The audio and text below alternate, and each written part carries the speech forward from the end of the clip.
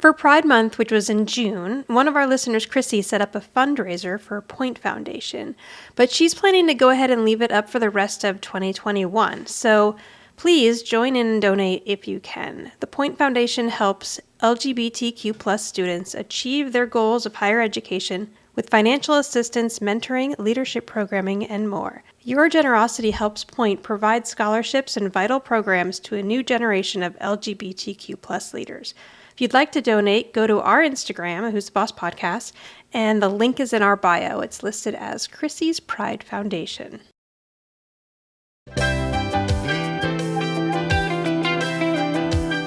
Hey, no. It's okay, I'm allowed. I'm working out. No. These are for Mason. You brought your teacher home? Well, actually, I carried him home. He fainted in front of the class. He fainted? Yeah, he went down like a sack of potatoes. Hi. You told him. Oh, Mason, I'm sorry. I know we shouldn't laugh. Goodbye, Mona.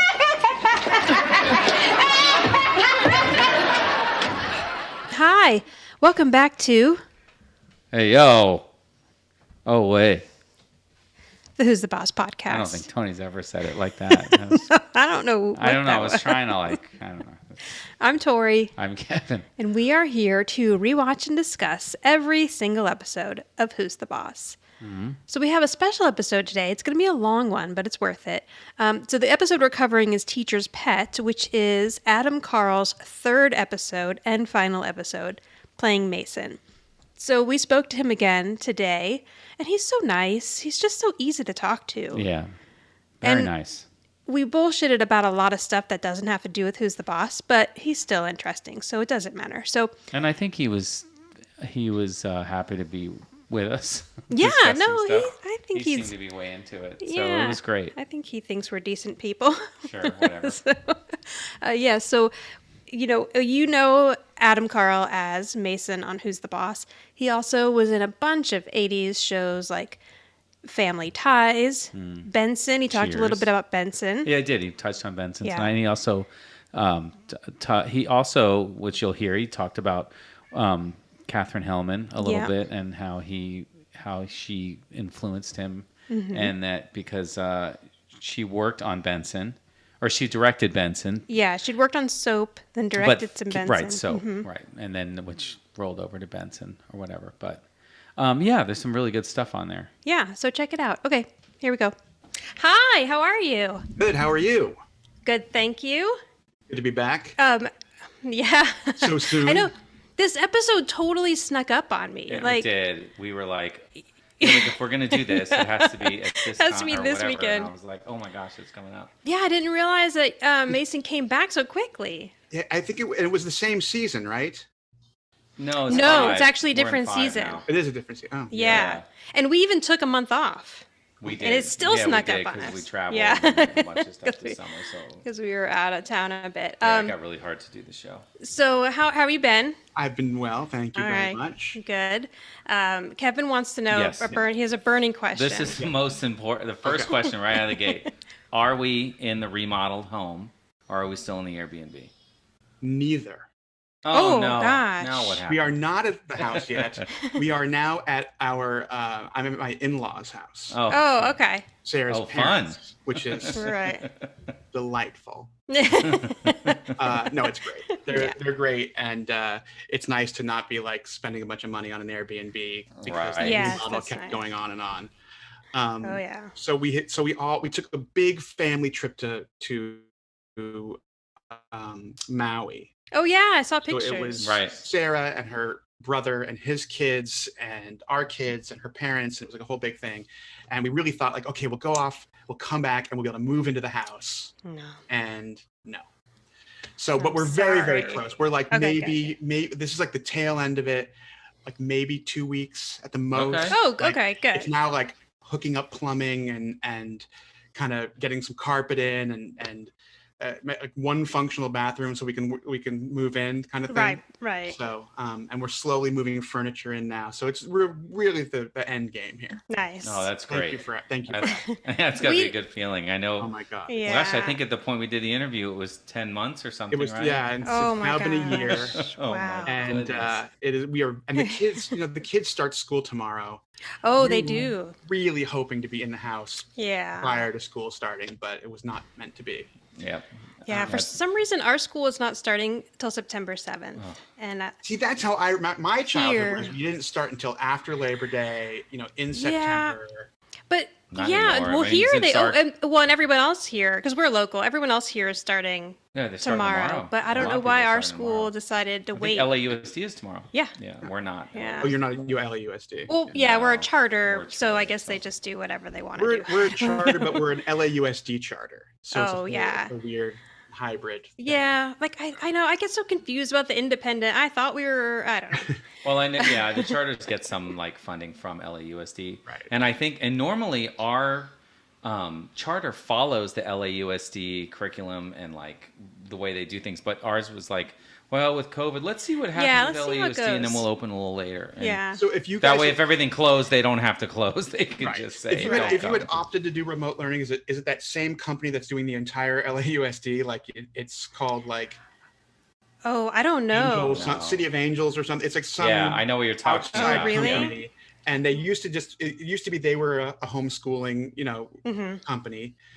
But now they're doing for the entire district. So they've had to rapidly expand, I think, very quickly Wow. to handle all of this.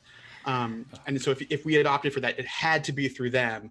But if the school or the district decides to pull the plug on in-person learning, then we'll go back to like last year's Oh, okay. school Oh, wow. handle the Zooms and stuff. So Right. Computer mess. Yeah. Well, who knows? I know. if we go back, I- if we go back to homeschooling, Tori's gonna just leave I, because but with her job, her job allows her to work from home, unlike my Yeah. job where I have to Right. go in. I'm- So she's home all day with them trying to do No. school and work. it's too much. I know. Yeah, yeah. I'm gonna. And are Too much is either an one of them understatement. 12 yet? One just turned 11 and one just turned 9. Yeah. Right. So our Yeah. 11 and a half year old, Uh-huh. he won't be eligible for the vaccine until February. Yeah. And Oh, wow. we're just championing Wait. the bit to like get him know. in there and like. I'm he wants hoping- it. He's begging. I'm That's hoping they're great. going to lower it. Like, if it's FDA approved, do you think maybe we have a chance of I- them lowering the age? I think so. I know. Yeah, I I- think it has to do with like them testing the dose, and they realize obviously Yeah. the adult dose could go as low as 12 years old, and I Right. think they're just trying to figure out the doses. Oh, for I the see, younger for and younger, what it okay. is. It's that I mean, they're perfect testing storm right of- now; it's going on. So Oh, fingers crossed, you know. sure. But it's that perfect storm of timing of they're not quite old enough to get it, but they're starting to get the actual illness because of Delta. So it's like, Right. Right. yeah, I I know. know. So- I know. all terrifying. It's a very, I know, it's just a On that crazy happy note. time. That's okay. Okay, so we'll get to the, but that's good.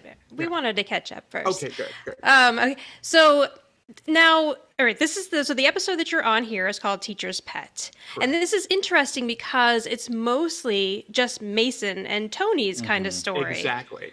Yeah, And I've been thinking about that actually since I knew I was going to be talking to you guys about it. As much as I would have loved Mason to come back, it makes sense now that I think they really may have milked the character for everything they could. Because, the first episode was, I think, meant to be a one-off, the Right. Right. big girl on campus. yeah. And then they brought Mason back for the little love triangle thing with Jesse, with 3 teens Right. and Tony. And then the third one's like, well, what do we do with him?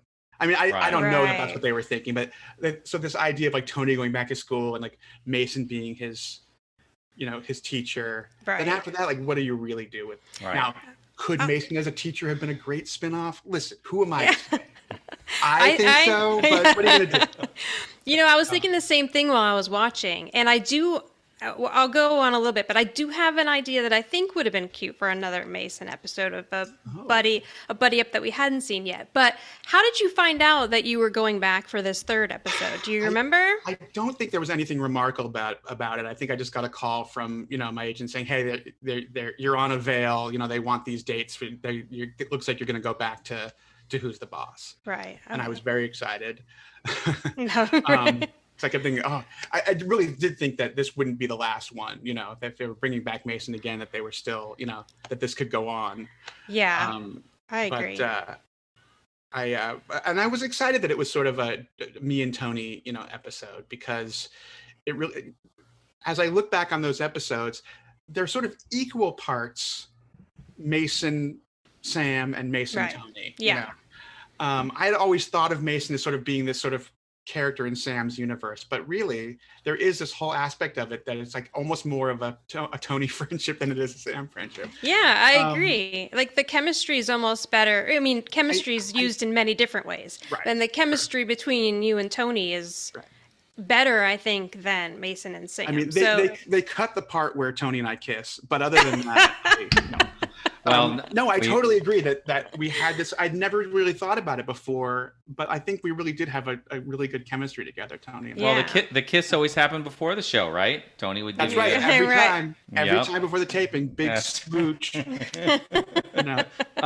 Italian smooch. That's right. Yeah, that's so funny. That's good to know about Tony. He was a very, very affectionate and very sweet in that way, and very supportive, in that way. So he seems like he is with the kids, especially. Yeah, like a very much a father figure. Absolutely. And you were saying the last time we talked, you said that this next episode was going to, or the last episode was going to be a you and Tony episode, and I always was kind of intrigued because, like Tori and I have talked about before, like my watching of Who's the Boss, I fell off somewhere on season 4 or 5 watching it, He's older than I am. I am. Yes.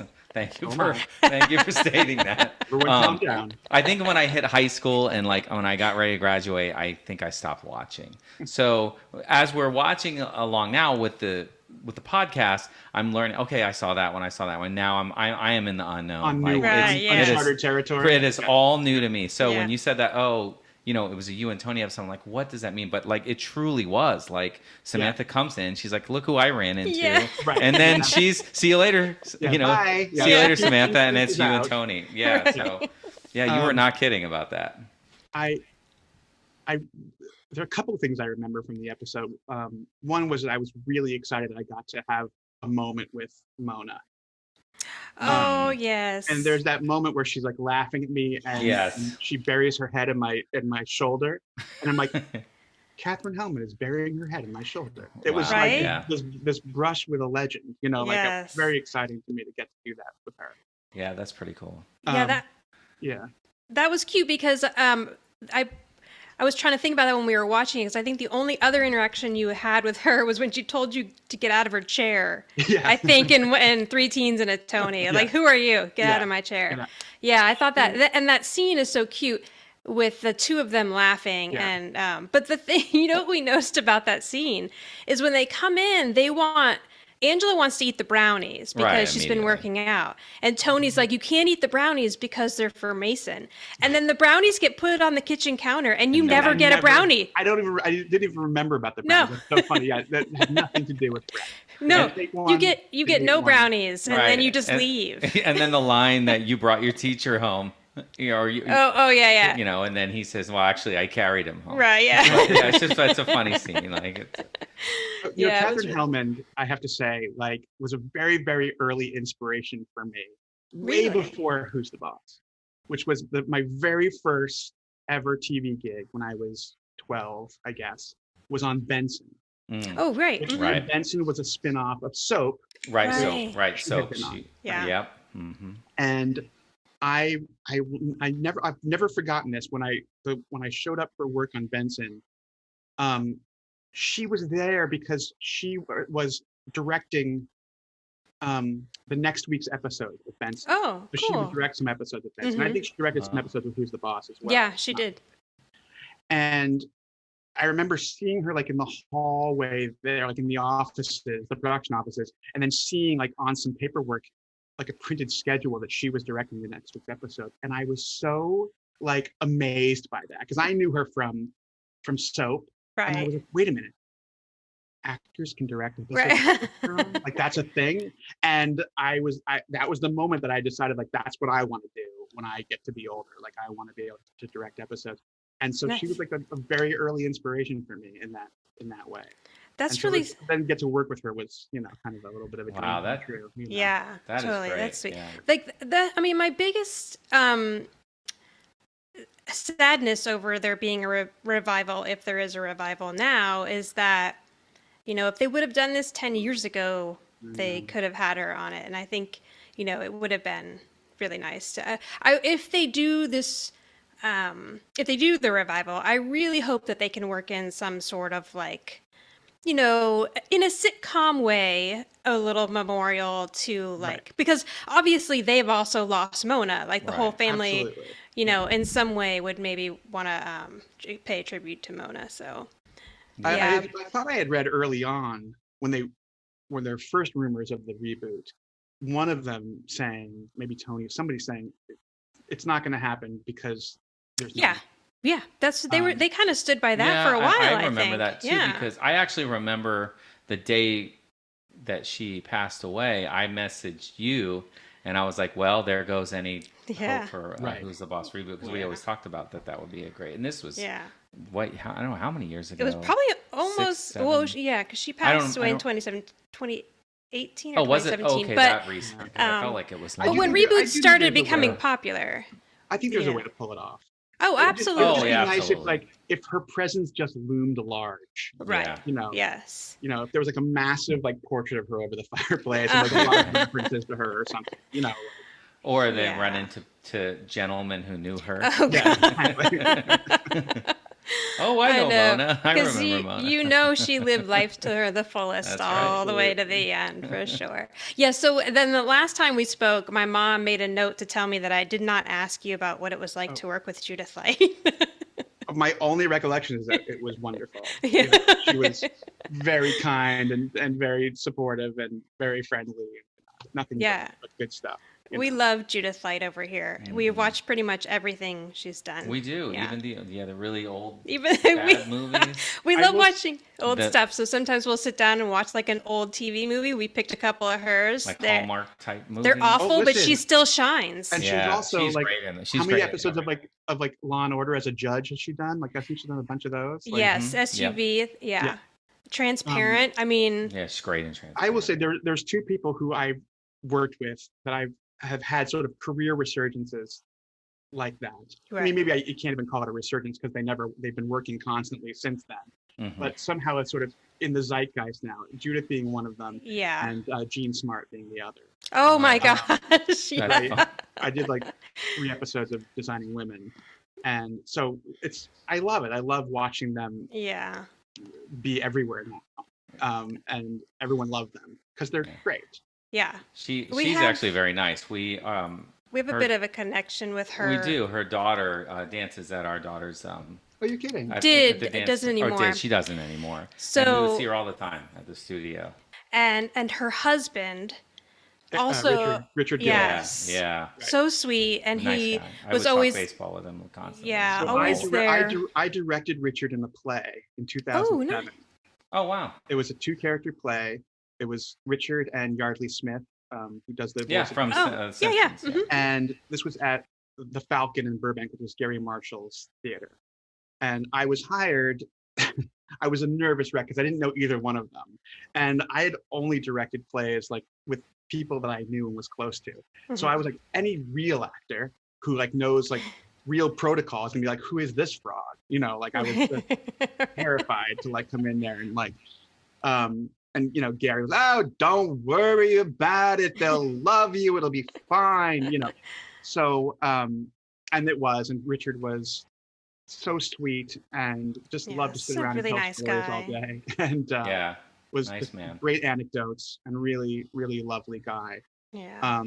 So I had worked with Jean first, years before, and then I worked with Richard, mid 2000. So that was a very, very sad loss. Yeah, some devastating. So, and when I was in the tap class with Jean Smart at the time, I don't know, I was at work one day with a couple of people and we were talking about it, and I was like, yeah, and Jean Smart's in our class, and they were like, who? And I was like, well, she used to be on Designing Women. And this was only a year ago, and 2 years ago because of the pandemic. And now it's Jean Smart from Hacks from Hacks. and I mean, like, she's, Mayor of Easttown. Yes, exactly. it's just amazing. And But it's like one of those things where she's in everything, and I want her to be in everything. Yeah, absolutely. And Yes. I kind of felt the same way about Judith. Like, I just, every time I see her in anything, I'm like, yes, you should be in this. Yes. You know? And you're right that she really did. I mean, she had been working all along, but her resurgence was really transparent. And I think she's even credited them to putting her kind of back in the spotlight. And she's fantastic in that role. She is. So All the way to the end. And Kevin and I joke because every week there's a news article about a show that Judith Light's in that's not the Who's the Boss reboot. Right. Like, wait a minute. She has to have the time. She's not finding time for something. I know. She's in everything. I hope they're sending her flowers wrapped in money. Yes. Yeah. Absolutely. To at least just be in a part-time or some way on FaceTime. Maybe she's out of the country and Tony just talks to her on FaceTime.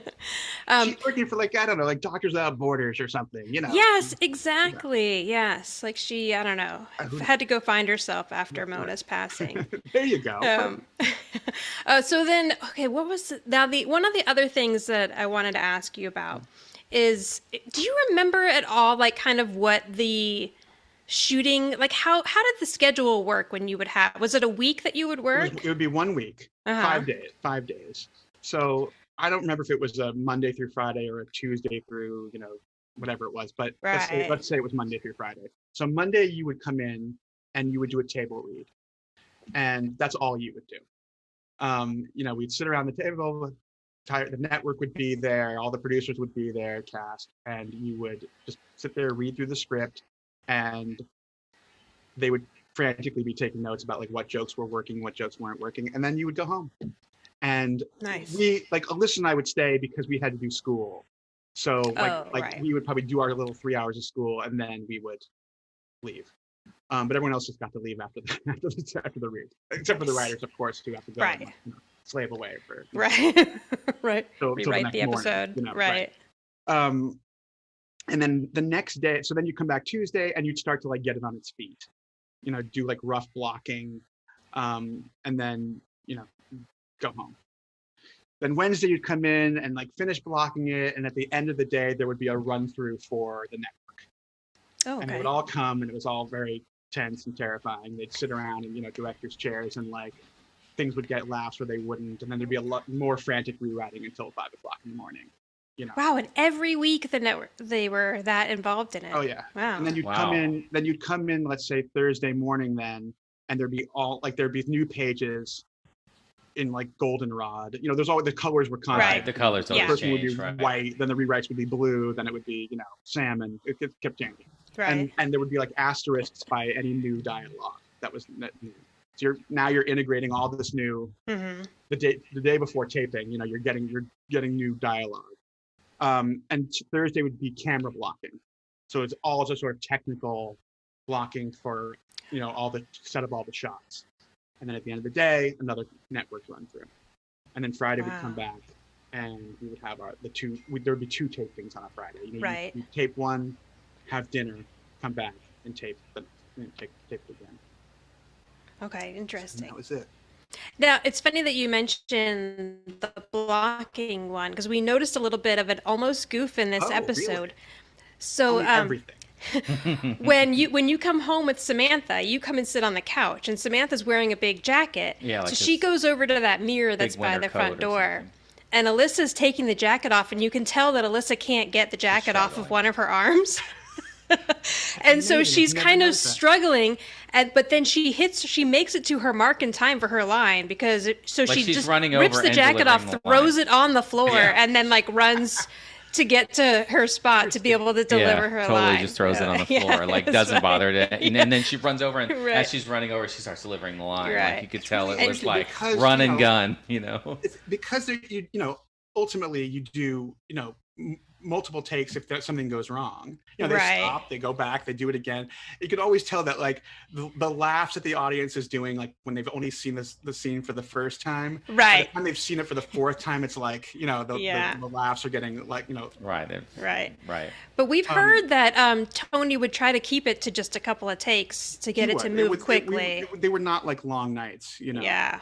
But it's sort of interesting that they kept that in, because you figure there were 2 tapings. Right. And each time they probably had multiple takes of the scene. Yeah, that's a good point. Yeah, the jacket's on the floor the entire rest of the scene. That was just the best take, and they really wanted to use it, so they were like, who cares? You know? Right. Yeah.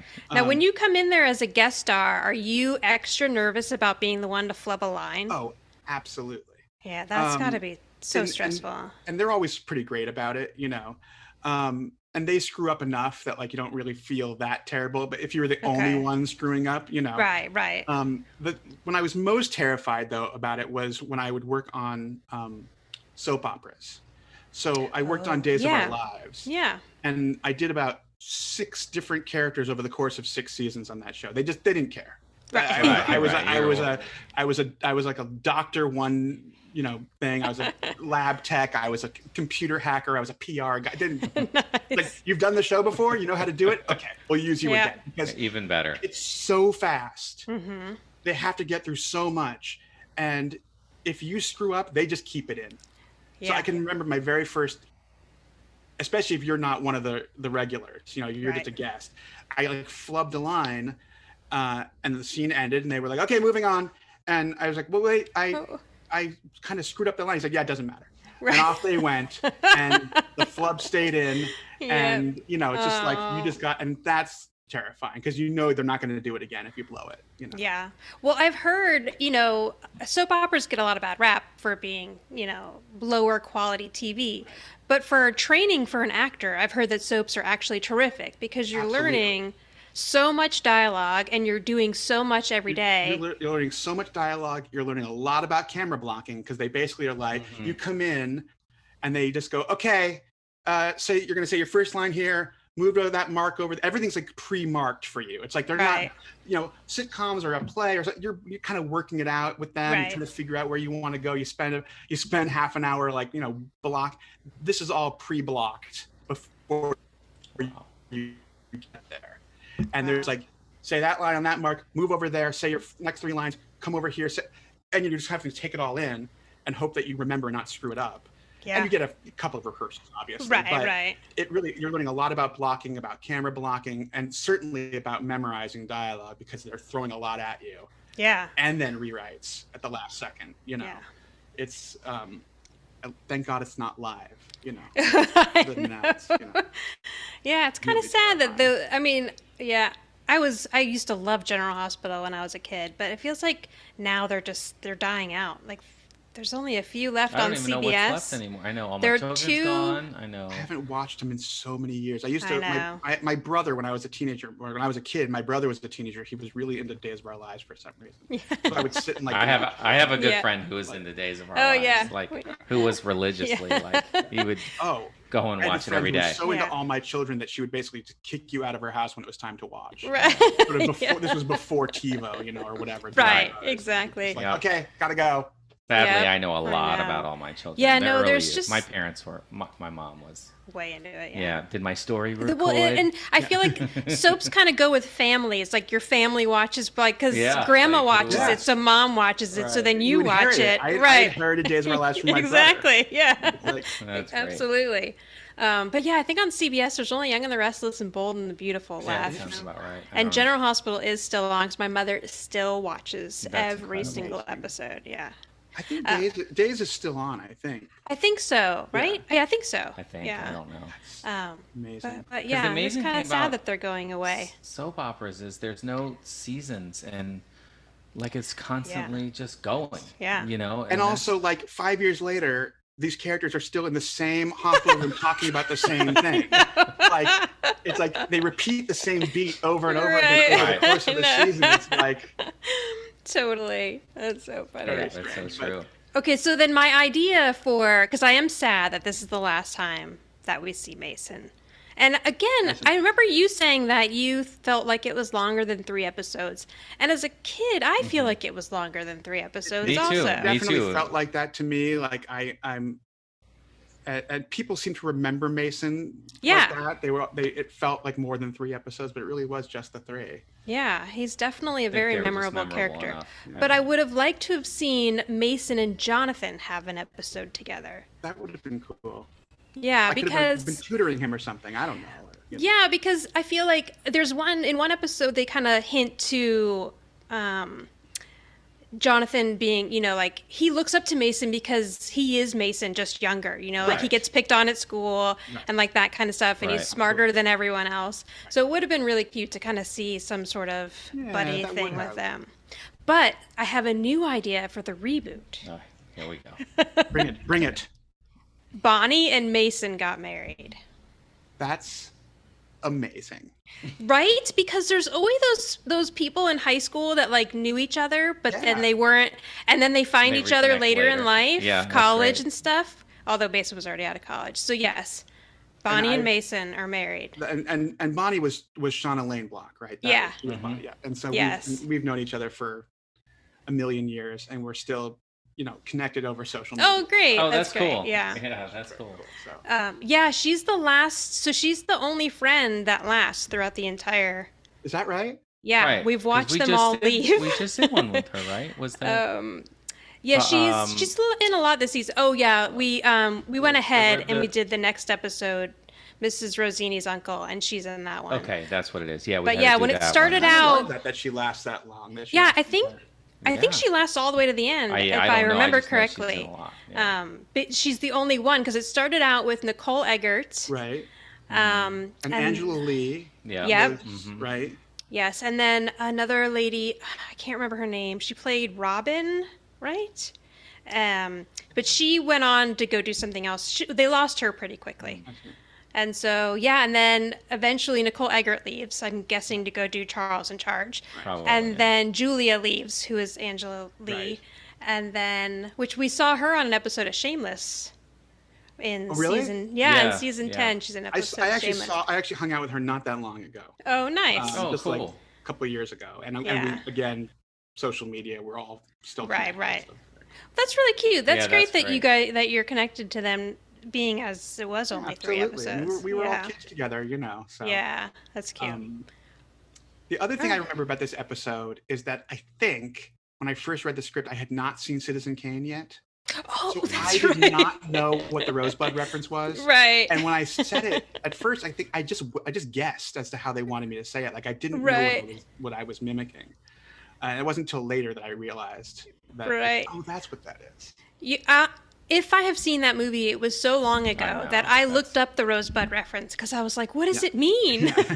Yes. And I was like, I remember thinking like, I said it and the audience laughed. So right. And I think I was too embarrassed to ask. Like I didn't want to, like I knew I probably should know what this was. And so I didn't like, ask them. So I just sort of did it and no one corrected me on how I was saying it. So I was like,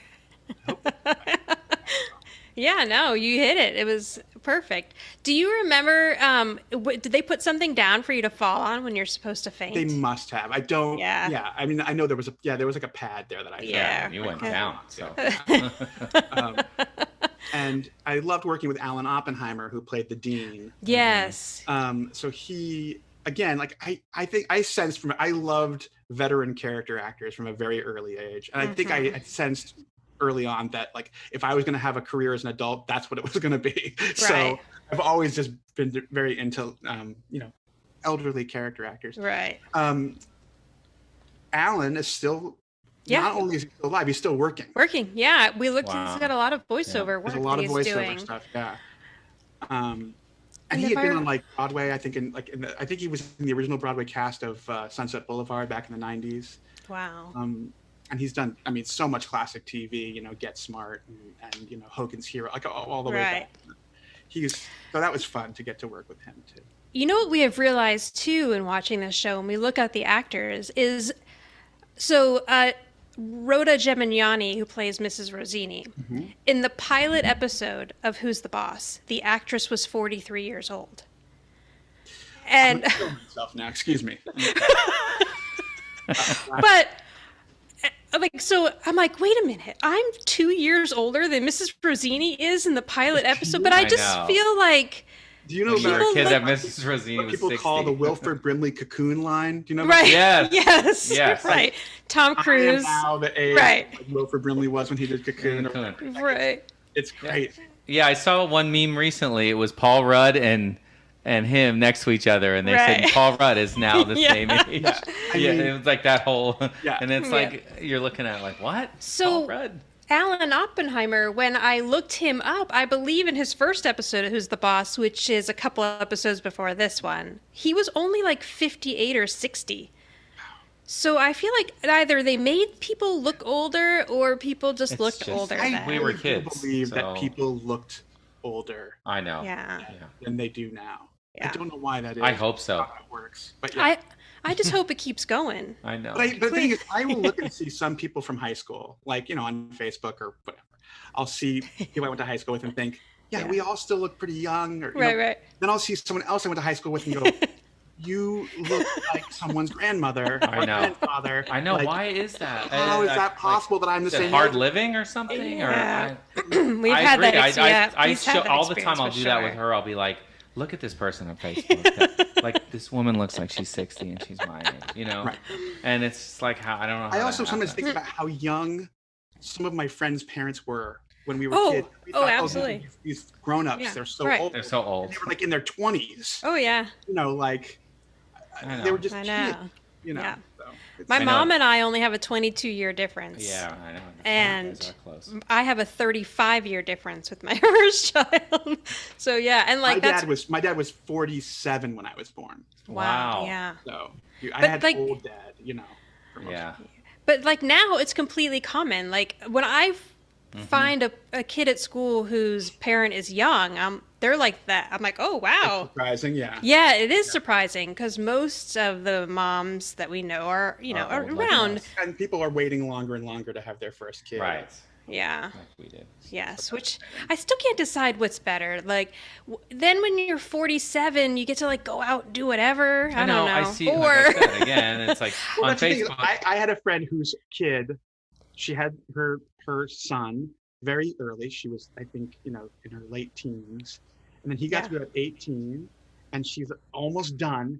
And then she got pregnant again, and I was like, "Yeah, what are you doing? You're done." That's her worst nightmare. Start it all over from scratch. I know. I can't. No way. Even. I see. She has dreams. She has dreams all the time that she's pregnant. She wakes up. She's like, "I had a dream I was pregnant." Those are nightmares. Because we'll be watching TV, Sarah, and I'll just be like, "Aren't you glad that's not us?" I know. Yeah.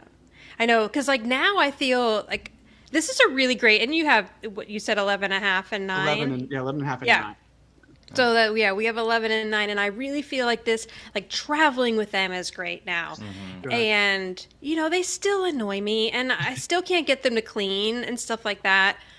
But yeah, flush. There are a lot of things that are still annoying. But traveling has been great. They're great on the planes. Like the Hawaii trip, they were like, it was a piece of cake. And they're at that age where they're not like, are we there yet? Every 5 seconds in the car. Right. They can entertain themselves for hours on end. Yeah. I don't know. Have you been out to the Science Center recently? Not recently, no. So we took them just like this past week, and I feel like it was the first time that they did everything and loved like even the space shuttle, where normally they're just like, oh, it's a big plane, that's cool, right? No, this time they were like reading the walls and like, how old were you when this happened? Right, and like with this shuttle tragedy, tell me about that. And the Lego display there, it's called Art of the Brick, and it's a bunch of sculptures and Legos. Our kids are very into Legos, so that's oh, you should go. They'll love it, and it's also a good way to expose them to art because there's like the Mona Lisa in Lego, so they have like a picture of what the art is, and then the sculpture kind of matches some of it. And person who does them all the sculptures. That's amazing. But for the first time, I was like, oh, this is what it's like to bring children to a museum. Right. They're why? People, right. Right. Yeah. They're interested in things, and they. We've been talking a lot. Like we want to take them to New York. We're excited to take them places and show them things. They're cognizant now, and they appreciate it. They'll remember it. Right. Yeah. We're We're doing going the New at York the beginning trip of in December. We wanted to do Christmas When in New York. when we planned it, things seem better. So I'm so hoping. hopefully things will be. Okay.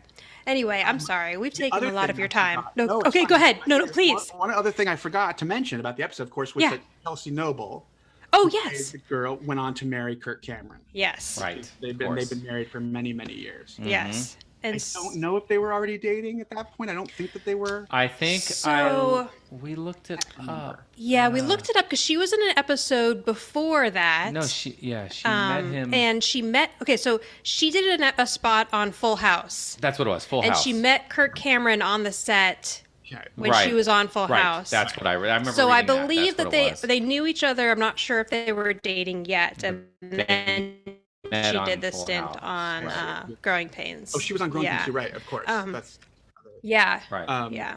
And I had done. So Candace and I did 2 Disney Sunday movies together. So this was back when ABC had this thing called the Disney Sunday movie. Yeah. And Michael Eisner would introduce each, thing. Oh yeah, I remember that actually. And, so we had done one called Little Spies, and she was with Mickey Rooney, and she was like 5 years old, maybe 6 when we did that. She was little. And then she and I did another one together a couple of years later called Bigfoot, which was about Bigfoot, oddly. I think I remember the first I wonder one. if you can find those anywhere, like on YouTube. Yeah, Oh, I like, guarantee you can find them. Okay. Yeah. I know, but that's what makes them fun. So I knew Kirk a little bit from those sort of Yeah. experiences. He had gone like in a group to Disneyland at one point at like the height of his fame, and that was crazy. I bet. People chasing him. Wow. Yeah. And having to sort of run away. And when we were like up in Big Bear, he came up and like we went out and rode ATVs one weekend with like the prop guy, kind of thing. So I knew him a little bit, but not well. Right. And I haven't seen, either one of them for 30 something years. Yeah. Yeah. Now they seem to be working on the Left Behind series a lot, which Yes, that's been a big thing for him over the course of the last 15, 20 years. Yeah, at least. And how many times can you get left behind? Like, I don't know. I've never seen one. How many times can the rapture happen? Is what I want. He got in a little bit of trouble too, caroling, right, around Christmas. He was like organizing outdoor caroling in the height of COVID. Well, he had the beach party too, the maskless beach think party. so, Yeah, I don't- I don't He think- I he don't- organized a big beach party in Malibu, and is like, it's no mask, and we're having a big beach Yeah. party. I or don't think something. he and I would have a lot in common. Yeah. Probably never did, actually. Right. And Yeah. He was a Me teen either. idol, and I was a 2-year-old man. So Aw. I loved Mason. And Candace Cameron was actually on an episode of Who's the Boss. She did what is the episode? Okay. Oh, I know what it is. It was the spin-off called Mona. And she, Oh, right. yeah, and it was just one episode Mm-hmm. that they aired during Who's the Boss to like start the spin-off, and she played young Mona in like a flashback. That's right. That's She's right. that's tiny. right. She's In so front of the cute. house and everything. I Yeah. totally forgot. And the show, and that was it. It never went beyond the Yeah, pilot. never went No. And anywhere. there was the other pilot, which was the modeling thing, right? Yes. Yes. Living Dolls, and we Which I haven't. auditioned for, but Oh, really? it was weird because, I didn't get it. Wait, are you being serious that you auditioned for a part? And okay, I thought you were joking that you auditioned to be like a living I doll, think it was one of the like- models. Okay. I think it was my friend Chris Young who ended up doing it. I think. If Oh, I remember okay. correctly, maybe. Oh, I'd have to look that Um, up. All right, yeah. I don't know, but it was a completely different part. And then Okay. Yeah, we haven't gotten to that yet in the Mm-hmm. series. I think season 5 is when they introduced that, and that but whose spin-off. was it? Like, who's the character? Yeah, that's who was this It for? was Leah Remini, and then Oh, okay, right. so and we haven't gotten there yet, but apparently there are 2 episodes that show up on the Who's the Boss. So the actual pilot for Living Dolls had Leah Remini and Halle Berry, but they originally, and I guess it like kind of put Halle Berry in the No spotlight. I idea. don't think she had done anything before that. But there's an original pilot of Living Dolls that they now have made a Who's the Boss episode that is different, I think, and it's not Halle Berry, because they ended up recasting whoever they originally had in the Halle Berry role when they actually, went with the pilot. And that show did go a season. I was going to say, it was more than just the pilot. Yeah. Yeah, that one went a season. The other one that didn't work out was the Fran Drescher, Donna Dixon spinoff that they tried to do. I'm hearing about for the first time. Oh, okay. I'm sorry. What? It's but it was Fran When was Drescher. that one? That was like season 3 or season something. 3. It was like the end of. Had Donna Dixon been on the show more than once? No. So not Fran Drescher had been on the show before. But then Fran Drescher plays this lady who's auditioning to be the model for a pasta company. Right. And she thinks she's got the job in the bag, and Donna Dixon shows up, and the guy's just so taken with Donna Dixon's Of course. beauty that he gives it to her instead. And then Angela works it out so that the two of them can share the campaign. And then they were going to go on to be like the That was going to be the. it was going to be the two of them living together doing this campaign. I don't know. Really interesting. That's a strange premise for a show. I will say I just watched Spies Like Us again recently, and I would have been taken with Donna Dixon too. Yeah. She was. Yeah. Oh yeah, she was gorgeous. Bosom Buddies. Yeah. Which I love that show. Even though it's not really PC these days, No, but when it's okay. when I was a kid, Now you're like, when it was all done in good-heartedness, it's not a good representation now. But Maybe a little problematic now. Yeah. yes. But I loved Sonny and Tom Hanks's character. But yeah, and they're I actually did work with Peter Scolari on Newhart. Oh, okay. Oh, okay. Yeah, And I remember him on He Newhart. taught me how to juggle. This is Oh. my Peter Scolari story. is Nice. that he said, I could teach you to juggle in 20 minutes. And I said, not a chance. I'm the most uncoordinated. Like, I can't, it'll never happen. And in 20 minutes, he taught me how to juggle, and I can still do it. I've never Really? forgotten how to juggle. He absolutely pulled it off. Oh I my love that gosh, story. I would love to know how to juggle, but know, me I too. feel the same way as there would be no way because I'm so uncoordinated. And But I've tried to pass it on to others. Like, I can teach you in 20 minutes. no. Okay, do it. I'm not a good teacher, but he.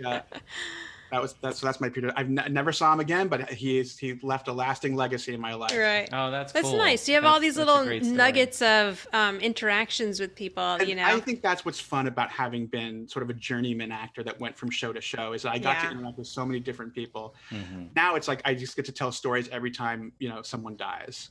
Oh. Like everyone goes, every time someone dies, that someone knows I work. Do you have a story to tell? Right. Sure. I know the Facebook. Markie Post one is very sad That was recently. really unbelievably sad. She was very lovely and sweet. Yeah. Oh, did I lose you for a second? Yeah, I just think cut we out for a broke little the tiny whole bit thing. there. Yeah. She was lovely, sweet, and very funny. Yeah, such a shame. I want It's to like- revisit Night Court now. I love that show. Yeah. I mean, Oh, is that I used to streaming watch somewhere? it. It must be. It has to. Yeah, I think it's on. Please don't say Paramount Plus. I don't know it. Okay, because I should know that if so. But I know it. I think it is somewhere. But I don't think it's Paramount Plus. Okay. I Maybe don't it's think so. on Peacock. Oh, okay. I don't know. 'Cause Anyway, they were still- I used to watch that show. They're discussing rebooting every that week. one, And I which loved it. it's going to obviously have a different feel to it. Yeah. But Yeah. Right. Wait, did Harry Anderson die? This is a terrible. Yes. he did, yes. But you know what? I have that all the time. When somebody dies, I'm like, wait a minute, weren't they already dead? I know. That's awful. And there's, Which is awful. there's always actors I assume are dead. Yes, Alan exactly. And still I know. working, which is amazing. I love. Like, people are in I their know. 90s, they're still working. I think that's fantastic. It actually just recently happened to me last week with Bobby Bowden. Oh, the yeah, coach of you were FSU. convinced he yeah. was already I dead. Oh, you thought he was already? I did. already Yeah. I'm like, Yeah. oh my gosh, I thought he was already dead. I mean, You know, he was 91. I have noticed that a lot of the older actors on this show have lived into their 90s. That's a great sign. Yes, right? A lot of the guest stars on here, if they have passed away, they were in their 90s.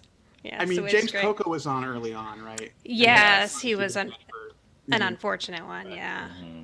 But that was a cute tribute that they did to him post passing. Yeah. Because they weren't expecting, obviously, him to pass away, and then they kind of had to wrap up the That was a Nick pretty good Milano. episode, too. Yeah, they yeah, handled it it was with, a sweet tribute Samantha. to I'd like to him. go back and watch that again. It's a good one. It's a I great loved. I mean, never met him, didn't work with him, but I just loved him as an actor. Yeah. Well, I feel like we've taken so much of your time, and I answered everything. Have we talked about the I episode? don't know. Did we? You know. yeah, no, because I mean, I didn't have it. It's hard to like pick out specific questions from the actual episode, but I feel like we did. We covered everything that was on my list as far as like your experiences there. Yeah, there was a crash pad for the fall. Right. You know what Rosebud was. You didn't get a brownie. Chelsea Noble married Kirk Cameron. Do you? You did mention you don't Survived like the rapture. Right. Right. Do you? Oh wait, and you almost. I don't know if you remember this, but you almost knock over a glass of milk, but Yeah, Tony in the Danza kitchen. catches it in the kitchen. Is it scripted or is it just a thing that happened? I looked think like it was it just just a thing that happened, but it kind of works perfectly for Mason because, like, as you get up to leave, you almost knock over a glass of milk, and then the chair's kind of all like haphazardly stuck sideways as you walk out the door. He's such a schlemiel. The great thing about people say, what's the difference between a schlemiel and a schlemazel? A schlemiel is the guy who will get up and spill the glass of milk on you. A schlemazel is a guy who's always having milk spilled on him. Right. Like, that's the two.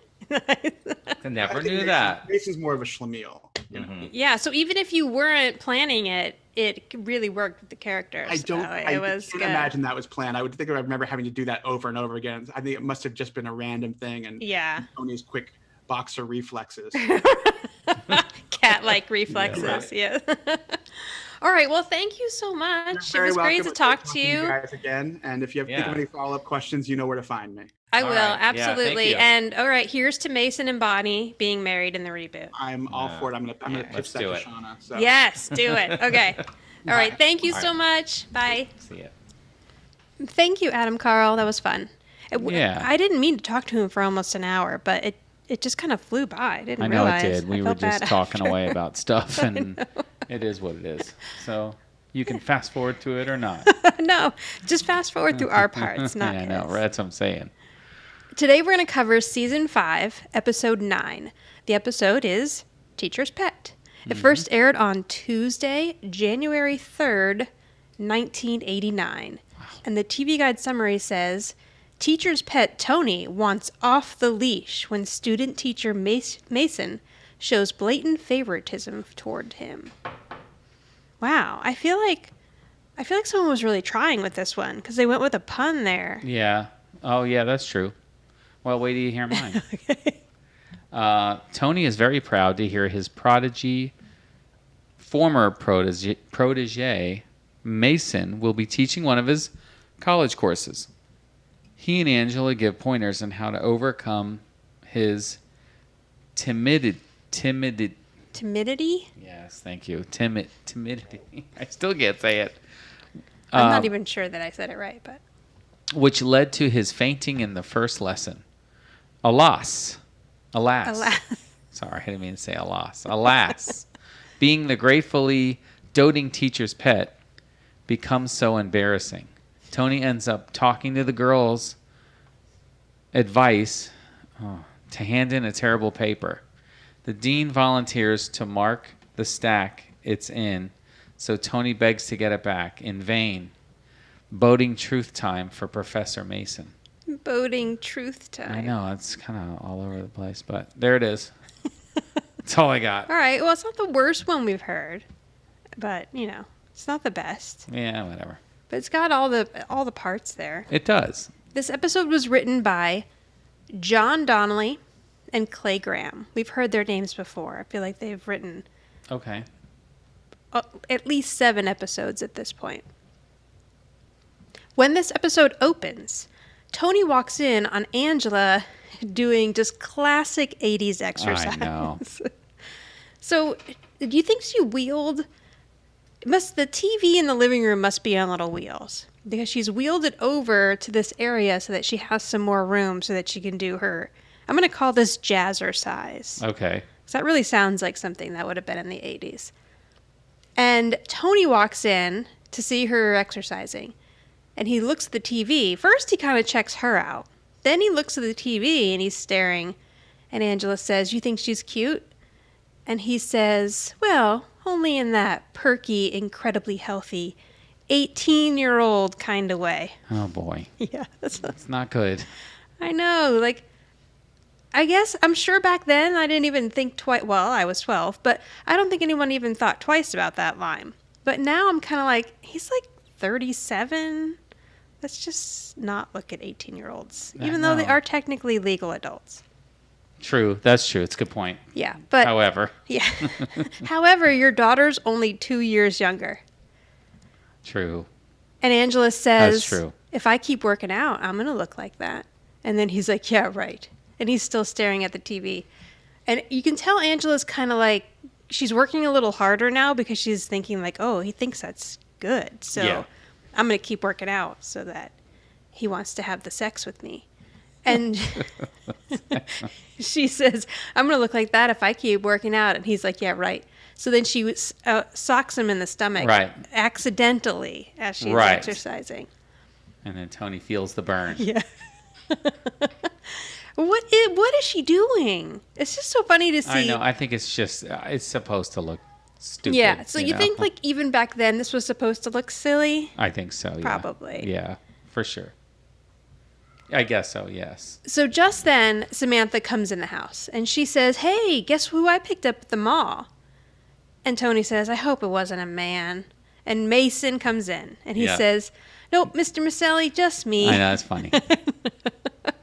Not a man. I know, good line. Just me and my little acid-washed jeans. Yeah, my little scarf, whatever the heck he's wearing. What would they call that? A muffler, if it really is to keep you warm? Yes. Yeah, because this is an episode that's supposed to be in January, so we're to assume it's pretty cold outside. Samantha is wearing a very large jacket. So Mason is back. And Tony's all excited to see him. He's like, hey, Mace, how's it going? And Angela's still exercising, but she says hi to Mason as she's like doing some kind of bending over move. Bending over. So it looks like she's bowing. I know. So then Mason starts bowing to her, and he's like, hi, hello, Mrs. Bauer. And Tony's like, oh, no need to bow. It's fine. And he says, you're looking really good, Mrs. Bauer. And she says, thank you, Mason. Do I look 18? And then he says, you're looking really good, Mrs. Bauer. Poor Angela. But you know what, Angela? You don't look 18. No. And there's nothing wrong with that because you're not 18. You're 39. Right. Own it. If you watch this scene, never mind the fact that Samantha's struggling to get her jacket off, which we'll get to that. Yeah, we will touch on that, yeah. They all walk in front of Angela. So it's almost like, I don't know if she was like supposed to back up more so they could walk there, but she's like crabbing backwards and still trying to do her workout. And I think she did it on purpose to be silly. Like, it's probably funny looking, but she's like, her legs are it's like she's trying to go backwards, but still do the workout. Right. It's funny looking. Because there's not a lot of room between her and the TV. No, there's not. So I think she's... And they can't go around the TV because technically they'd be walking into the wall. And I bet you there's not any real good lighting behind her. Right. So and they have to get to the couch. Right. So it's funny. Yeah. I did not notice that. Yeah, I just did, but it's really ridiculous looking. Okay, now... watch Samantha. I think maybe I didn't notice it because I've been focusing on Samantha this whole time. That's true. So Alyssa Milano is in the background trying to take off that large jacket. And you'll see at one point Mason and Tony kind of clear, and she's struggling to get it off of her arm. And she's almost look like she's looking to someone like, I don't know if this is going to work. I know. And then she gets the jacket off at the last minute, throws it on the floor, and like runs over to get in just in time for her line, like saying her line as she's running. I know. It looked like, she just ran in. She just made it. But man, is she really struggling with that thing in the background? Because it's a big jacket. It probably got caught on the sweater. And I noticed... the first time I watched it, I noticed that the jacket was laying on the floor in the background. And I was like, who's the slob that left the jacket on the floor? But now I know it's because she couldn't get the jacket off in time to actually hang it up and still make her line. So Sam says, wait until you hear Mason to tell them the news. Tony's like, all right, come on, tell me. What did my favorite boy genius do over the spring break? So Mason says, well, I got 3 migraines. Then last Thursday, I ate a pineapple, and I had an allergic reaction, and I blew up like a balloon. It's so Mason. I know. It really is. It's great. Yeah. The writing for this part. And Tony's like, oh, man, I hate that. Sam says, not that part. He got a part-time job in the history department as a teaching assistant. So Tony's like, all right, nice work, Mason. Mason says, can you imagine me a college professor? And he says, I just hope I can handle it. And Tony's like, I'm sure you can handle it. What are you kidding me? You're young and you're bright and you're young. Are you sure you can handle this? And Angela comes over to help out. She says, of course he can handle it. Beethoven was composing by age 5, and Charlotte Bronte had written 22 novels by age 13. I looked that up. Okay, so I was very surprised by that. I'm like, really? 22 novels by age 13? And as far as I could tell, that is not true. Oh, she's just making She stuff up. had written quite a lot of poetry by her teenage years, but I couldn't find anywhere that said she had written 22 novels. Angela's making things By up. age 13. And all she does is make Mason feel worse, because then he's like, I've got some catching up to do. Yeah, he's like, oh, I'm really The behind. anxiety levels go higher. Right, it's not helping him at all. No. Sam says, wait until you hear who's in his class. He's an older student. His goal this semester is to be on the dean's list. He's attractive. He's handsome. And Tony's like, oh, and he stands up and he's like, are you teaching my history class? And he says yes. And Tony's like, the handsome part gave it away. And then Angela says, I thought it was the older part. I know, And which just- is zing, which is great. But he it's did her deserve little that. comeback because Yes. of the You were saying I the don't look 18-year-old. 18. That's right. Yeah, well, you I thought don't it- look 18 either. Buddy. No, it was great. That was actually good writing. I've noticed now. And I like that Tony goes, like he's, Of course. He's all mad that she said something. So this season hasn't been overtly romantic between the two of them as of yet. Like, we haven't really hit any episodes that have been focused on them, right? I don't think so. No. But if you notice, each episode kind of has a little 1 or 2 scenes of like major flirting. Like there was the one in the episode, oh shoot, it's actually the episode we're going to do next, but we've already recorded it, where she's flirting with him about him throwing popcorn at people in the movie theater. Oh, yeah. And so I feel like each episode this season, there's like a little part where they kind of really flirt with each other, but nothing like overly. But it still seems to be enough to keep it interesting. Like, I don't feel like I'm not getting enough of seeing them interact with each other. Right. So that's her little zing to him. Yeah, it was a good one. And Tony's like, Mason, this is so great. You're going to be at the blackboard. I'll be at the desk. You at the blackboard, me at the desk. Nothing could please me more. And Mason's like, really? And he's like, well, no, but sucking up to the teacher never hurt. Now we get an outdoor shot of the campus. And we see like students walking. This is just to let us know that we're now moving to Tony's college campus. Inside, Mason walks into the classroom for the first time. There's one recognizable face, which is Cynthia, played by Chelsea Noble. Her first time on this show was My Fair Tony, the episode where he gets in trouble making fun of the teacher. She was in that class also. Ah, right. I knew. I couldn't remember. Yeah, we discussed her a bit, and actually Adam talked about her a little bit in the interview as well. She's married to Kirk Cameron. She was on Growing Pains, and now she's probably caroling during COVID with her husband. On the beach. On the beaches of Malibu. Yeah. So Mason walks in and he says, excuse me, ma'am, is this Western Civ? And she's like, yeah. And he's like, oh, I'm just a little nervous because it's my first day. Who cares? She's I not know. being nice to him at No. all. Yeah. So he's just kind of like, oh, okay. And Tony walks in and sees this happening, and he knows Cynthia. He's already thinks she's a pain in the ass. Right. So he walks up to Mason. He's like, oh, hi, Professor. How are you today? And he says, I hope you're loaded with answers because I'm loaded with questions. And now Cynthia gets it. She's like, oh, wait a minute. You're the professor? Right. And Tony's like, yep, acting all like he's in the know. And she I'm says, Tony. oh, but you're so boyishly handsome. So now she's trying to suck up to him. She tells him that she read an article he wrote on the Corinthians and thought it was absolutely wonderful. And Tony says, who cares?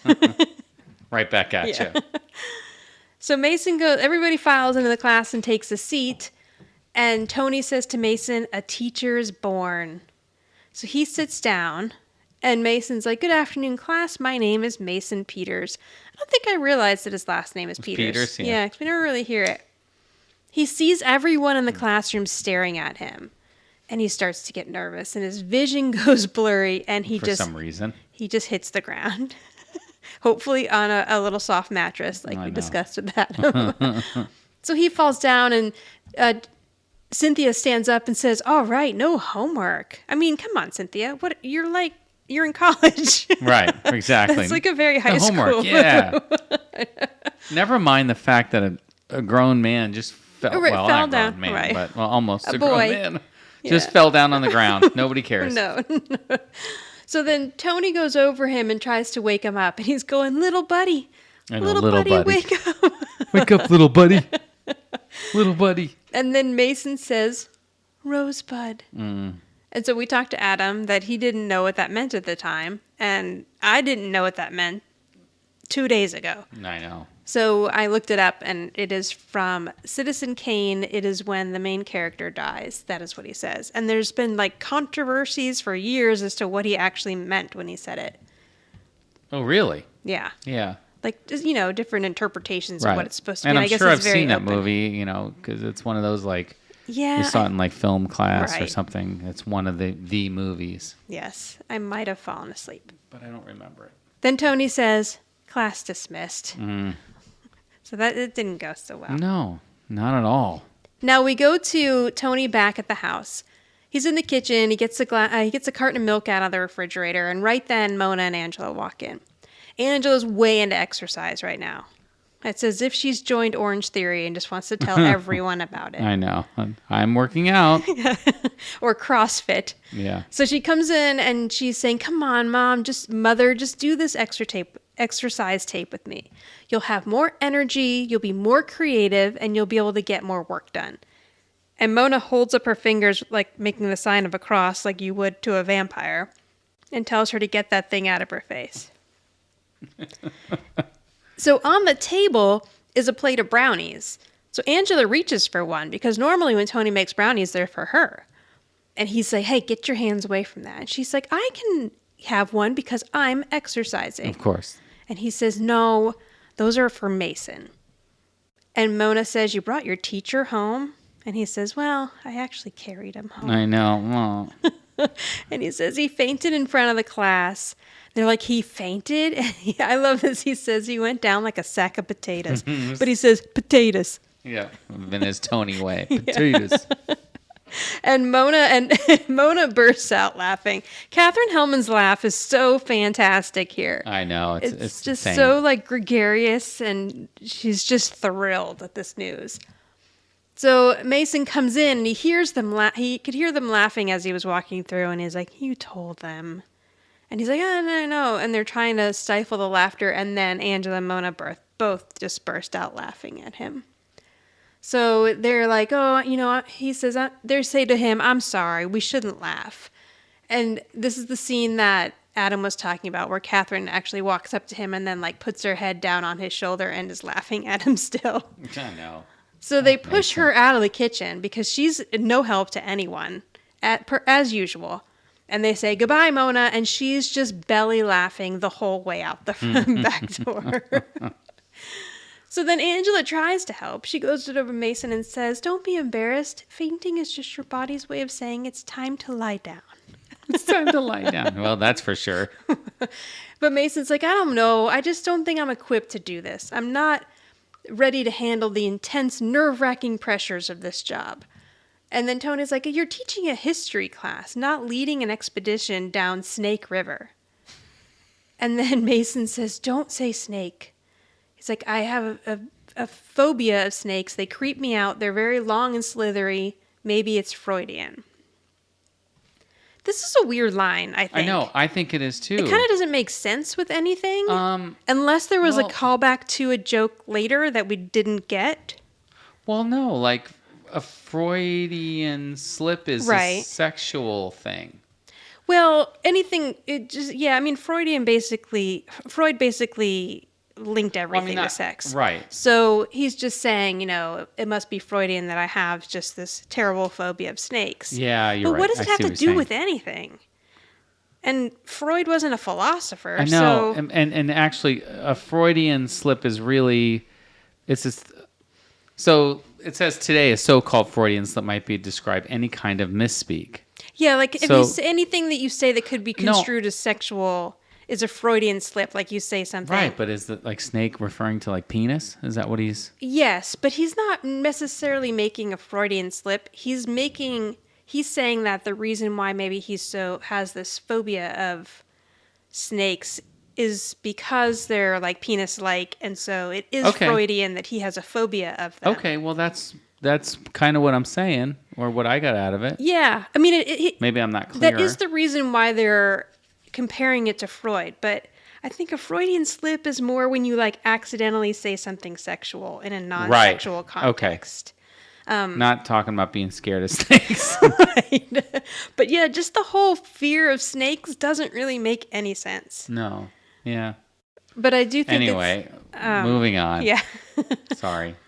But also, I bet snakes are pretty cool. Adam, actually, his daughter, I think. Yeah, they have a snake. Or both of their kids, I don't know. Somebody's they got do. A snake. They have a ball python, which I don't know if I would ever graduate at a bearded dragon. But... No, I'm done. I don't want anything else. I mean, I like the bearded dragon a lot, but I bet they're I don't want a cute. snake, please. So yeah, I don't know. I just thought that was a weird little interchange. So Except did I. you get to hear Tony say, "Hey Siggy, come on, man, lighten up," because Sigmund Freud.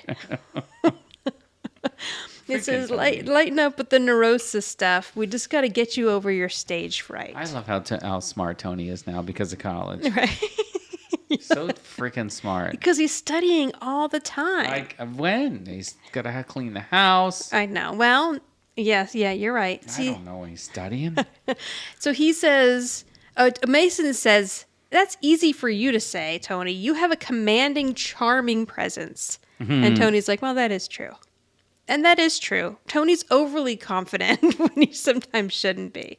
And he says, "But, anybody can be nervous and you just need to know how to deal with it." He says, "Try this. You go up to the podium, you see a sea of strange faces. And what you do is you look for the one accessible, open face that says, 'Teach me, talk to me, call on me.'"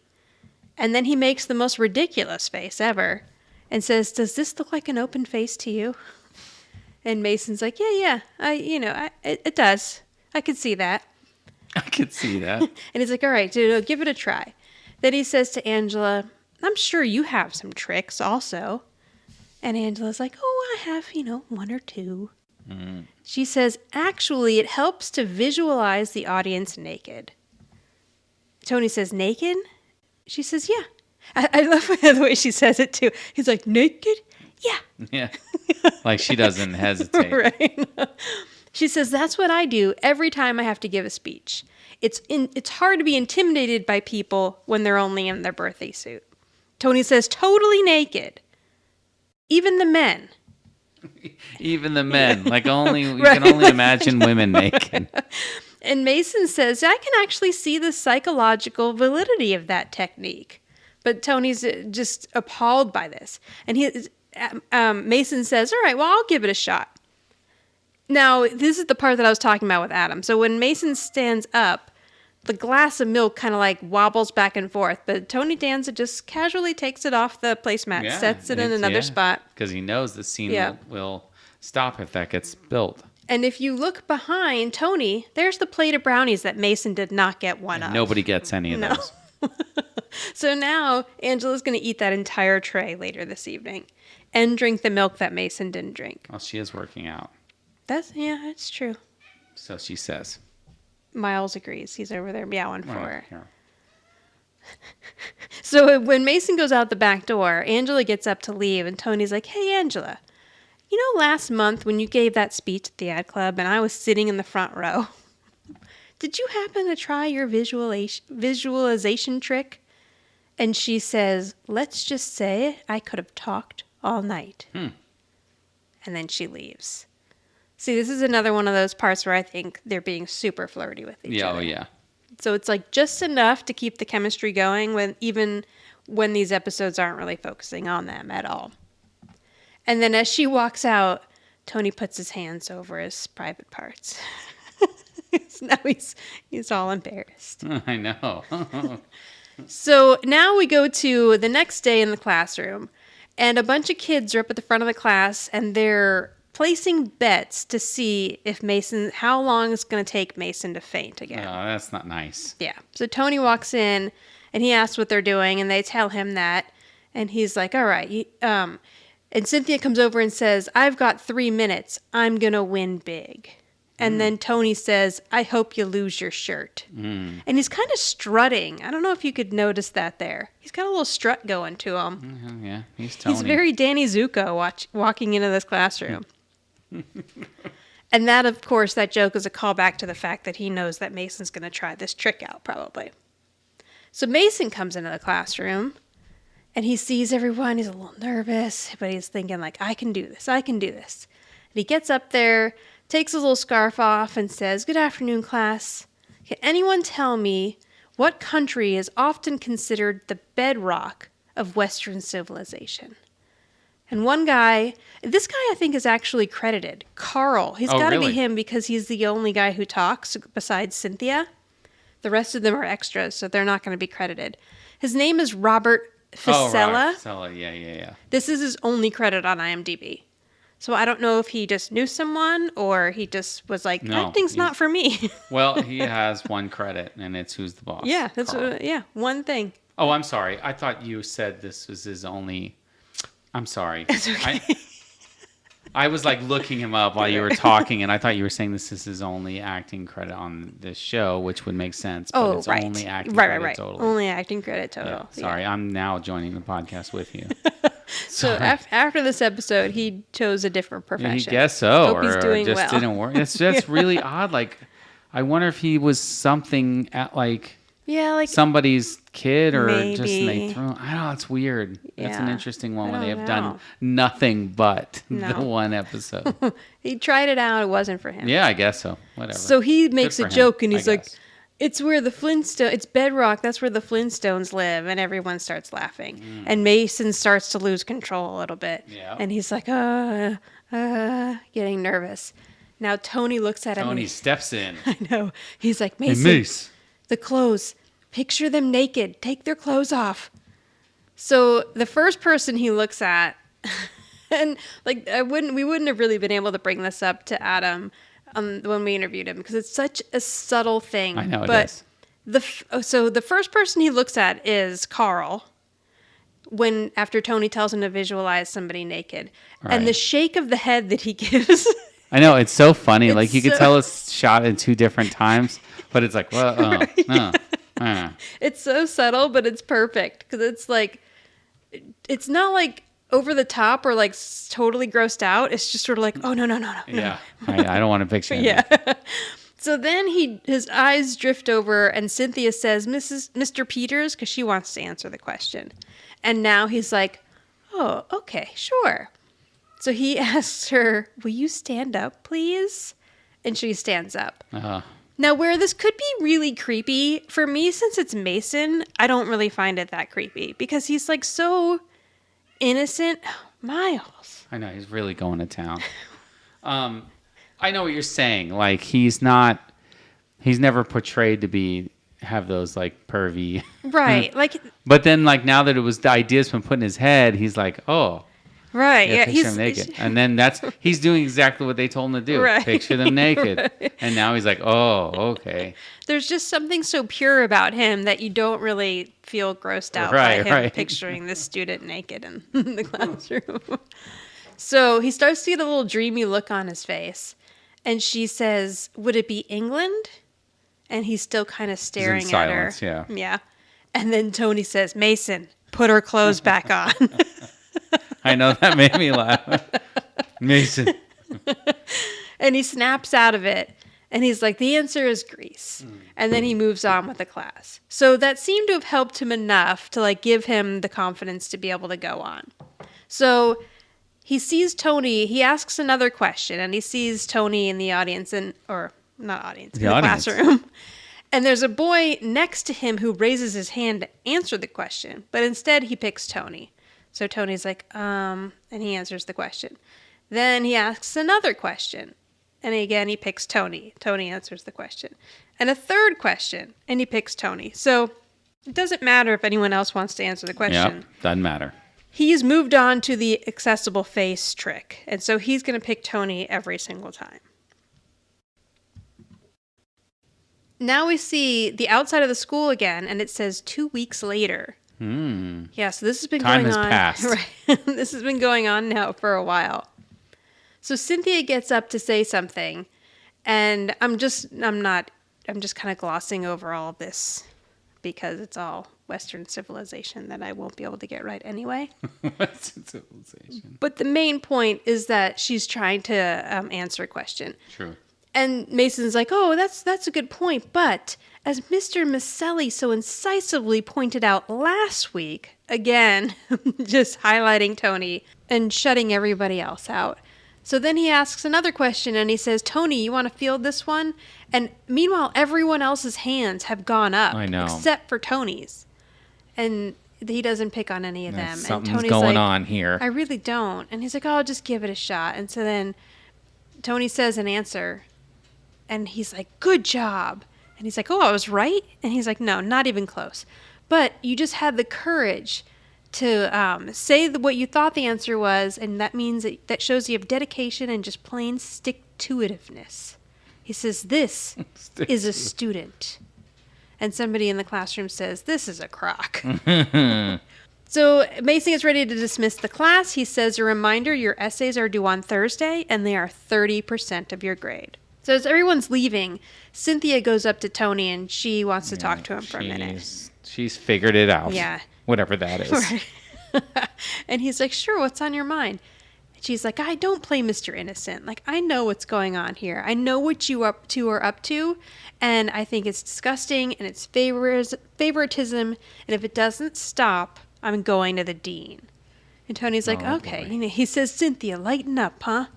And then he asks Mason to come over. And he's like, go ahead, Cynthia, tell Mason what you just told me. But now Mason's like, I just wanted to tell you what a wonderful teacher you are, and that it's an honor to be in your class. And she walks out. And Mason says, thank you, Tony. Thank you for calling me over to hear that. Again, just making Tony look like a shining star. And so he's saying to Tony, you know, I wouldn't have been able to get through this if it wasn't for you. And Tony's like, yeah, but there's a problem, Mason, because some of the kids are upset because you just keep picking on me and you're giving me all the attention. You're praising me and you're drawing little smiley faces on my quizzes and they're getting jealous. Like you're not really giving them enough credit. And Mason says, oh, they're just jealous, you know, and don't worry. And he's probably he's no newbie to not being able to make friends at school because he was always one of the smartest. So he thinks that that's the problem that Tony's having. So he's like, oh, you know, don't worry about it, Tony. You just got to keep up with it and keep being yourself and you'll start to make friends. And as he walks out, he says, that Cynthia girl seems to like you. And he leaves. And then Tony looks at a bust of a Greek philosopher who I think is Socrates. That's what I think too. But I couldn't. Did we look? We didn't look it up. I did, and this one seems to fit his face the best. Yeah. And he says, "What are you smirking at, Curly?" Yeah, it's got to be Socrates. Although probably there were a lot of bearded, curly-haired.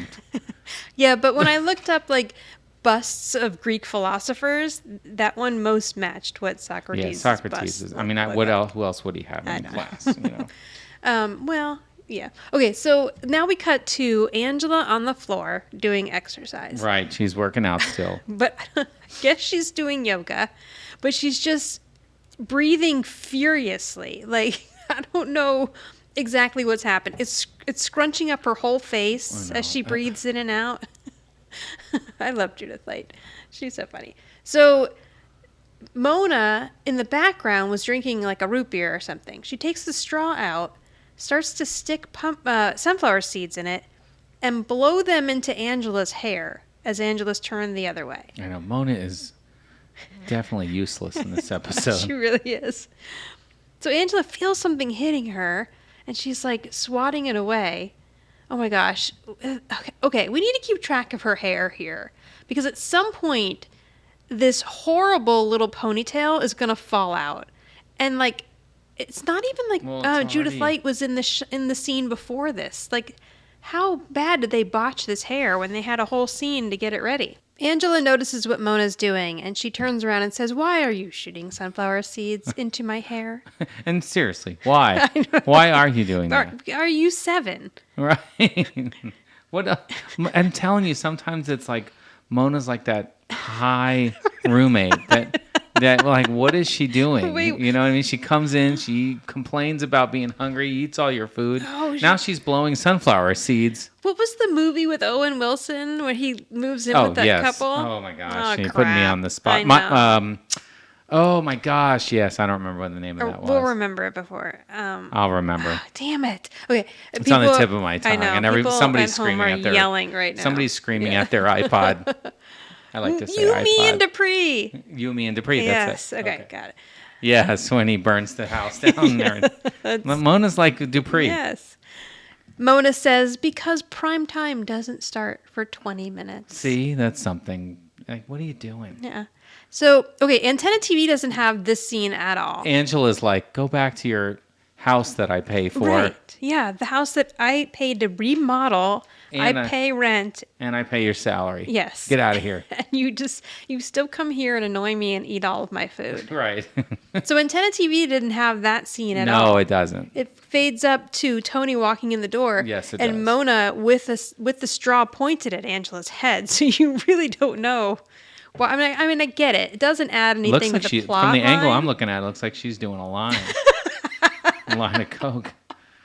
But, I mean, that's just the angle that they shot this. I mean, you wouldn't know. It really Right. is. Yeah. So people who are She's watching sitting there with a Antenna straw, TV. and then she looks up at Tony like, what is happening? Why is Mona doing coke on the couch? Because they don't show her blowing Right. the sunflower Yeah. seeds at all. Sorry. No context for the straw. Nothing. Tony comes in and they ask him how is school, and he says, in a word, Mason. And Angela says, "Oh, is he still applauding your every move?" He's like, "No. Now he's cheering. He's jumping out of his seat. He's doing the wave." Oh, Mason. And he says, "The little squirt is driving me nuts." And right then, Jonathan comes down the stairs in some severely oversized pants. I know. And why is he dressed up so much? Like, where's he going? Nowhere. And you know what? He honestly, and I'm just now noticing this, he looks even taller than he did the last time we saw him. I know. Probably. He is growing Like he's fast. growing so fast. Like Yeah. he's so like, look at him compared to Tony. He's up to almost to Tony's shoulders. Maybe that's why they had to get him new pants. But these pants are too big for him. Well, they wanted to get pants that last a while.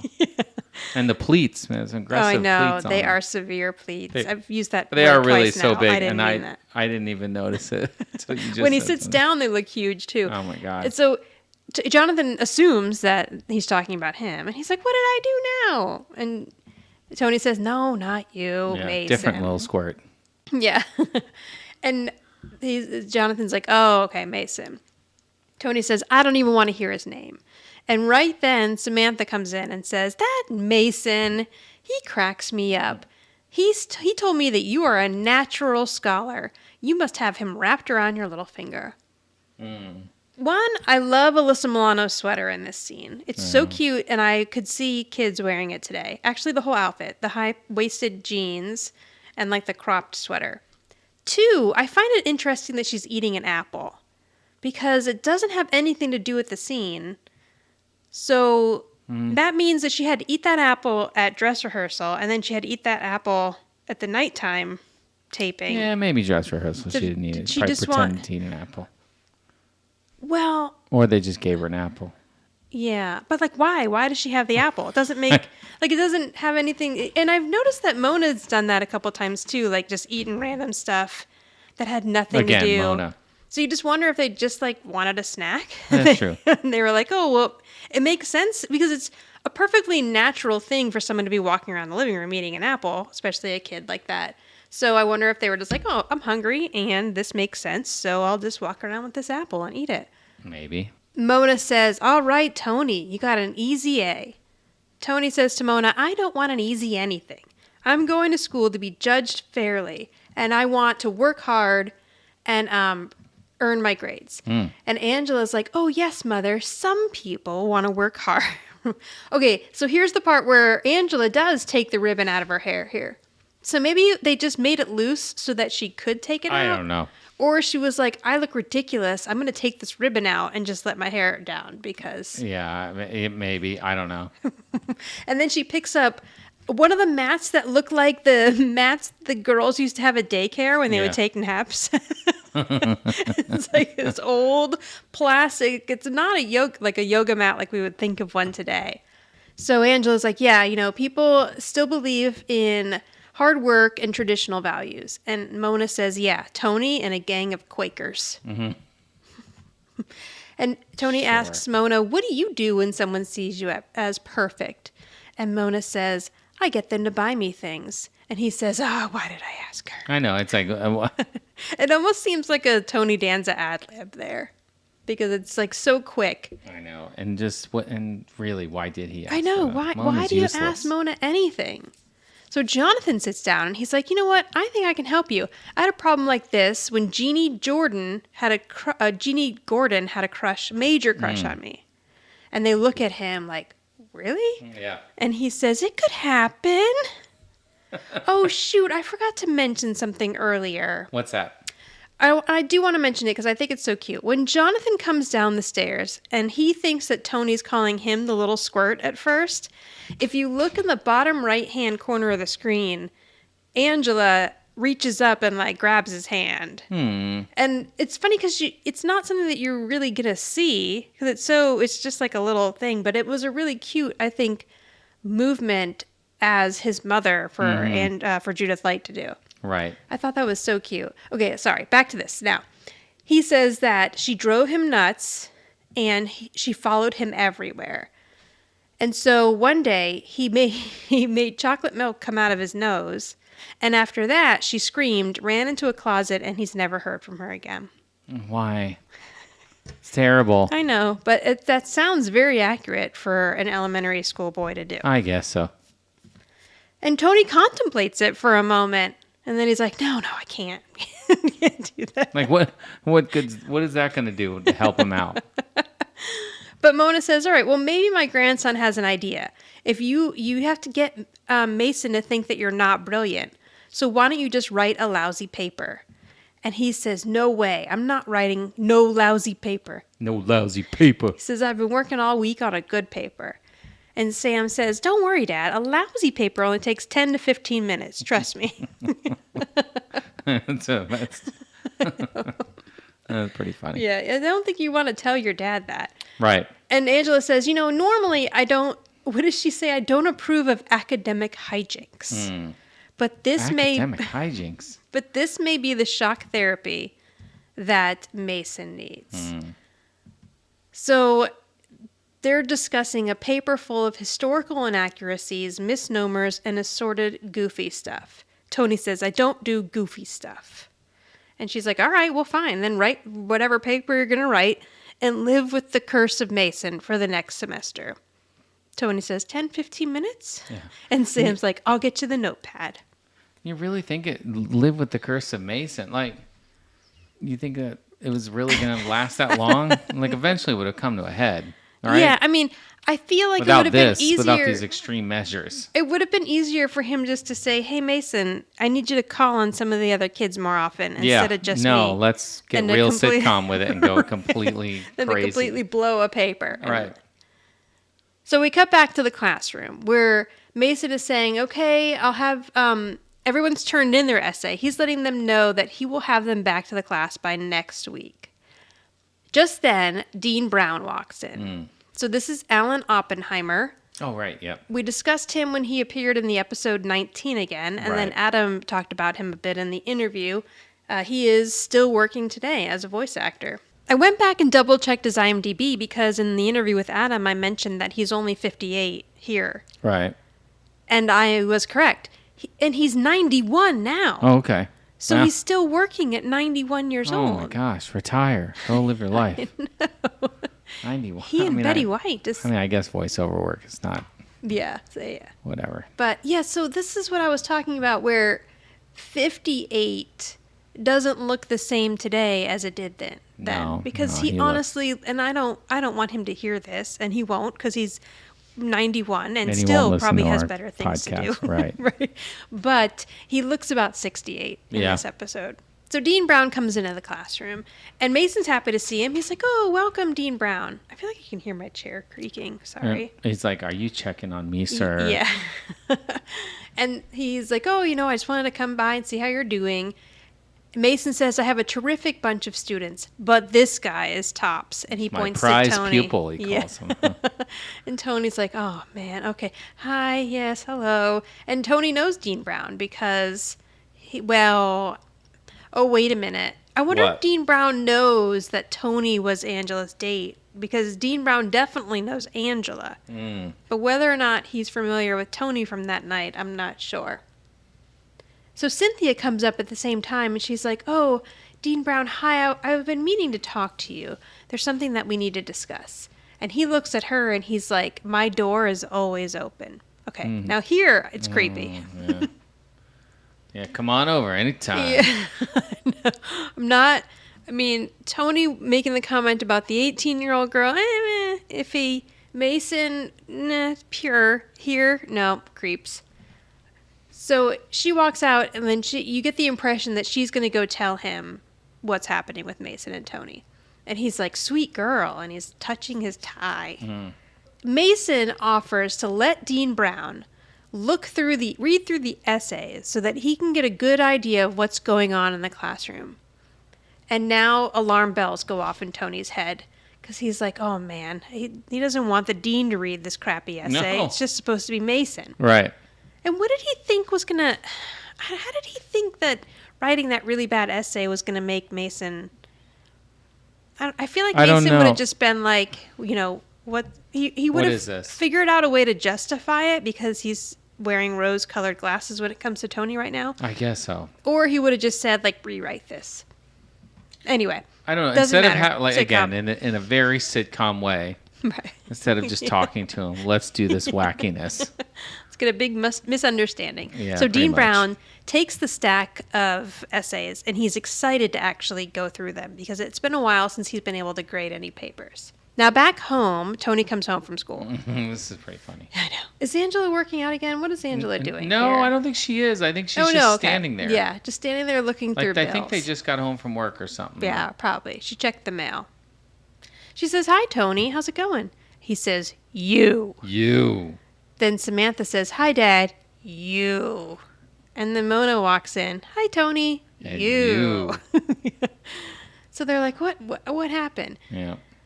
And and he says, "I'm the one that's in trouble.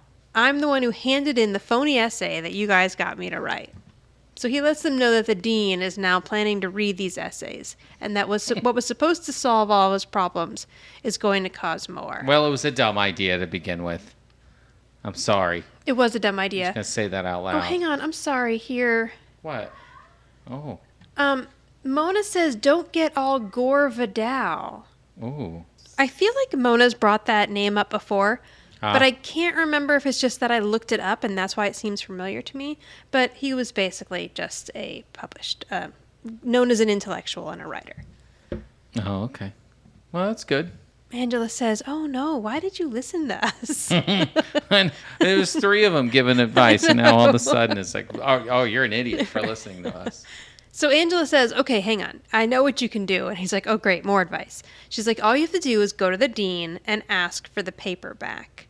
He doesn't think that's good advice. He says, "Well, then the dean's going to ask me why I wrote it, and I'm going to have to tell him about Mason, and then I'm going to get him in trouble."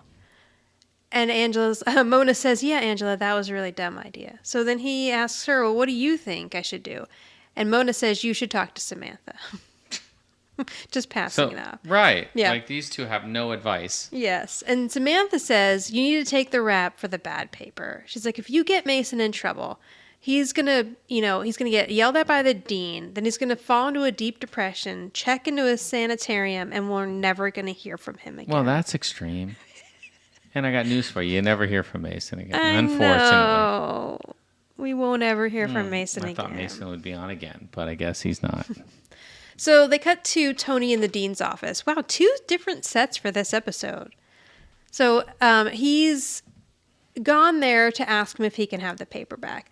And he's going through this whole, speech. I did something incredibly stupid, but it was for a good cause. I can't tell you what it was right now, but you have the power to overlook this. And so the dean's like, I don't know what you're blabbing on about, but I actually haven't read any of these papers yet. And so he says, but now you've piqued my curiosity, so I am going to read it. So he picks up his paper and he starts to read it. And he says, Mr. Micelli, this stinks. Yeah. He's like, I know. He's honest. Yeah. And he asks him, is this a joke? Tony thinks that's maybe his way out. So he's laughing and he's like, oh, yes, it's so funny. And the dean asks him, why would you write this? And he's like, I don't want to tell you. Just then, Mason comes in. And he's like, oh, I heard that my prize student was here, and I wanted some reflective glory. So the dean hands him Tony's essay, and he says, reflect on this. Mason's jeans are way too big, too. Yeah, they are. It's something going on here. They look like lady jeans, actually. Like ladies don't wash jeans. Yeah, there's like a lot of hip area. Yeah, what happened there? I don't know. The 80s were not Oh my God, they are really bad. Oh, and then the belt is like all extra tight because the pants are so big. It's like they didn't have pants for him that day, so they gave him those. I think it was just the 80s. This is probably what you It's all wore. it looks like he has, I don't know, something going on there. The title of the paper is Lifestyles of the Old and Grecian. It's terrible, Tony. And let's just... It's almost like he worked too hard to be really stupid. That had to have taken him more than 10 or 15 minutes. So Mason's going through it, and he's like, Tony, this stinks. Why would you write this? Like, this is total drivel. And Tony looks at the dean and looks at Mason, and he's like, I can't tell you right now. And he says, you know what? You treated this assignment like a joke, and I think that I deserve the respect for you to tell me. And Tony's like, not in front of the DEAN. Right, like the dean can't spell. What's happening there? But Mason keeps pushing and keeps pushing. So then we were to assume that that Tony told the truth. Right. Because we cut to now Mason sitting on the couch back in the living room with Samantha and Angela listening to him, and Tony also there. And Mason says, how could I have been so blinded by gratitude? I mean, Tony's not a genius. He's not the most brilliant student in the world. And Tony's like, okay, yeah, thank you. Calm down. Mason still got his big pants on. He does. So Samantha asks him what happened, and he says he turned in his resignation. And Sam's like, oh, I'm so sorry. And he's like, that's okay. I wasn't emotionally ready to teach. I mean, what teacher would put a student who wasn't that smart, right, who wasn't a genius, who wasn't, and Tony's like, okay, Mason, you already covered this. Like, that's good enough. So Mason's like, you know what? I think I'll just start teaching again when I'm more mature, when I have a new perspective on life, when I'm 17.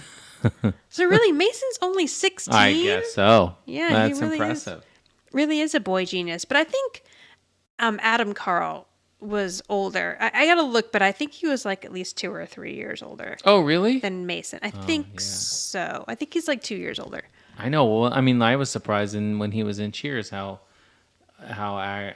old he was, but how young he looked. Yeah. Wasn't he like 14 in Cheers? I can't remember what he said. I think he said 14, yeah. And he really looks like he's probably 11 or 12. But that's like a great quality for a kid actor to have. If you look younger and you're older, then you're more mature. That's probably why he works so much. Yeah, you do better at learning the lines, and you can still fit a lot of younger roles. That's why when I never learn about not saying stuff when I think of it, to make the time go faster. But when Drew Barrymore, I think, was on E.T., she was older, but she looked younger, but she had lost a lot of her teeth. Oh, so she wore baby teeth.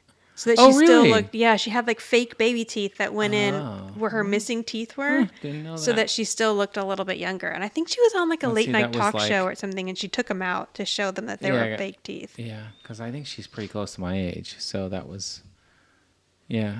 Yeah, I don't remember. How old were you? You must have been, because I was like 5 when E.T. came out, so she must have been like 8 or something when they shot it, maybe? I don't remember. 82, I think it came out. Anyway, we digress. Maybe I'll cut this out.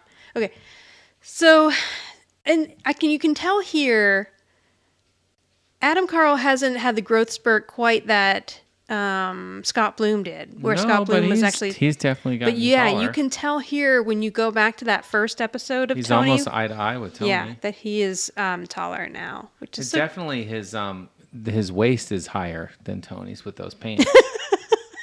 I don't know. God, those pants are awful. I know. What were they thinking? Wardrobe. Who knows? Yeah. But see, and you know what you notice? Tony's got some aggressive acid wash, stone wash pants on. Oh, yeah. Everybody Because that was does. a look. I know I had them too. Yeah, I had those pants. Everyone had. I'm surprised that Samantha's jeans are as dark as they are. I know. Well, maybe. Yeah. I don't know. I remember having those aggressive acid wash pants. So bad. So Tony says, before you know it, you'll be back at the podium coughing and sneezing. And he says to Mason, are you sure you're not mad at me? And he's like, oh, no, I'm fine. I'm alive. I have my health and I have a friend. And he says, although I will miss looking out into a sea of naked bodies. And Sam says, what? Yeah, right. And Tony she was says, not there. Nothing. Forget it. And then she looks at Angela and Angela says, I'll tell you later. And he says, no, you won't. Oh. Can't let Samantha know anything about naked, visualizing anybody naked. Right. And you know what? I bet you Angela does tell her later. Oh, I'm sure. Because there's a lot of conversations in my mind that probably go on between Angela and Samantha that Tony knows nothing about. Absolutely. I'd like to think that anyway. So then Mason says, all right, well, I got to go. I told my study date to meet me here. Why would he have Cynthia meet him at this house? Because it works. And it's another set. They don't have to. Right, exactly. And now we get to see they get to see who he's going out with. So he opens the door and there's Cynthia. And she says, hi, Mace. And he says, hi, Sin. Man, this is hurting my Bonnie and Mason got married plans. But, Oh, come on. Yeah, He's 16. this didn't last. Yeah, he's only 16 here. They met, Bonnie and Mason met again later on. That's my plan. There you go. Yeah. Facebook. And so he says, okay, They reconnected on Facebook or something. He says, bye, guys, and he leaves with her. And then Angela says, she's obviously using him. And he says, yeah, if he's lucky. And he sits down all sad. In the tag, Angela's exercising again. And Tony's, I guess, using a stopwatch to time her do the most ridiculous-looking jumping jacks I've ever seen. I know, it looks like she's having a seizure or some kind of body attack. What the heck is happening? She says, how am I doing? And he says, you're pumping, baby. You're pumping. You're fire. And she's like, okay, great. And it looks like she's going to stop. He says, how about we go another 15 minutes? And she's like, all right, you're on. All of a sudden, he's the trainer? Yeah, I guess so. And then, again, doing ridiculous-looking moves. Whatever those are. And Samantha comes in eating chocolate cake. Yeah, I don't know what she's doing. It is awful. Sorry. I don't understand. It's not exercise. Yeah, I haven't been... I guess it is, but... I haven't been to an aerobics class in a long time. Yeah, I bet they don't do that. But I don't think they do that anymore. Are there even aerobics classes anymore? I have no idea. Okay, so Sam comes in holding chocolate cake and she's eating it. Tony says, it's like I always say, the key to fitness is discipline in your exercise and in your diet. And Angela says, yes, after all, you are what you eat. And I am a chocolate cake. And she steals Samantha's plate of chocolate cake and goes running towards the kitchen with the cutest little smile on her face. Yeah. And that's the end of the episode. Yeah, after she was having her body thrusts or whatever that was. I don't know. I don't even know what exercises. Yeah, that storyline doesn't make a lot of sense. That's all right. It's something. Yeah, it's just there for them to flirt. Work. Yeah, right, exactly. To get them to interact and to be a little flirty. But it really didn't go anywhere. Yeah, this entire episode was mostly just Mason and Tony. So anyway. Okay, you go first with rating. Oh, rating. I enjoyed this episode. I'm gonna give it a 7. Nice. A solid 7. I'm happy Mason's back. I genuinely do like Mason's character, not just because we've spoken to Adam, but I really do like his character. I thought it was a good one. I thought it should be in more episodes, but he's not. So whatever. Yeah. Till the revival, maybe. Yeah, maybe. Maybe. Yeah, he's going to come back. As Mr. Bonnie. I thought it was like a funny concept. He's the professor and comes in the class, and then what's her name? Sydney? Cynthia. Kind of was like, whatever, no one cares kind of thing. And then Tony's like, comes back at her or whatever. But yeah, overall, I thought it was a 7. I thought that that it had the laughs. The Angela exercising stuff's kind of funny, even though it doesn't seem like it fits. But yeah, overall, I'm giving it a 7. Nice. That's exactly what I gave it. Yeah, look at that. I like this episode a lot. I always loved Mason as a kid. Yes. And I think I wasn't, I really remembered the first 2 Mason episodes. I think this one I didn't remember as fondly. Maybe I hadn't rewatched it because I didn't either, but I'm pretty sure I didn't watch it. Because when I was younger, I didn't really watch anything that didn't focus on Samantha more than one time. But now watching it as an adult, I thought it was really cute. I enjoyed the episode. And, I feel like over time I did catch occasional episodes here and there, in the season and beyond. Or just... No, but even I think as it was still on, I feel like I probably did, mainly probably because Alyssa Milano, I probably wanted to, you know what I mean? See. Careful. Tread lightly. But I was the same exact age. You wanted to see her. Okay. Right. I just didn't know what you were going to say that you wanted to do. That's why I got nervous. No, I'm saying, though, I probably watched later episodes once in a while and be like, hey, what does she look like now? I don't know. But I do, I remember, since we've been rewatching episodes, I remember the earlier Mason episodes. Yeah. So he kind of sticks out in that respect. Anyway. But yeah, I like the Angela and Tony parts. The exercising is silly, but it was cute. We're getting some nice flirting with them this season. Overall, I've really enjoyed this season. They sneak it in, here and there. Mona was ridiculous, but... Yeah, Mona was, could have not been in this episode.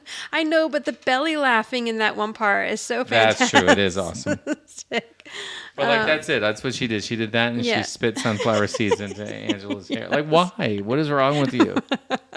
She must be smoking weed up in that apartment, I'm telling you. I would have liked to have seen an additional Mason episode with, Jonathan, or I feel like they could have worked another, him with a character we hadn't seen him with yet. Maybe. Who's the boss around here? Me? Or my mother? Or maybe it's you? Clearly Mona was the boss in this episode. I had a hard time with this, but I'm going to go with Tony.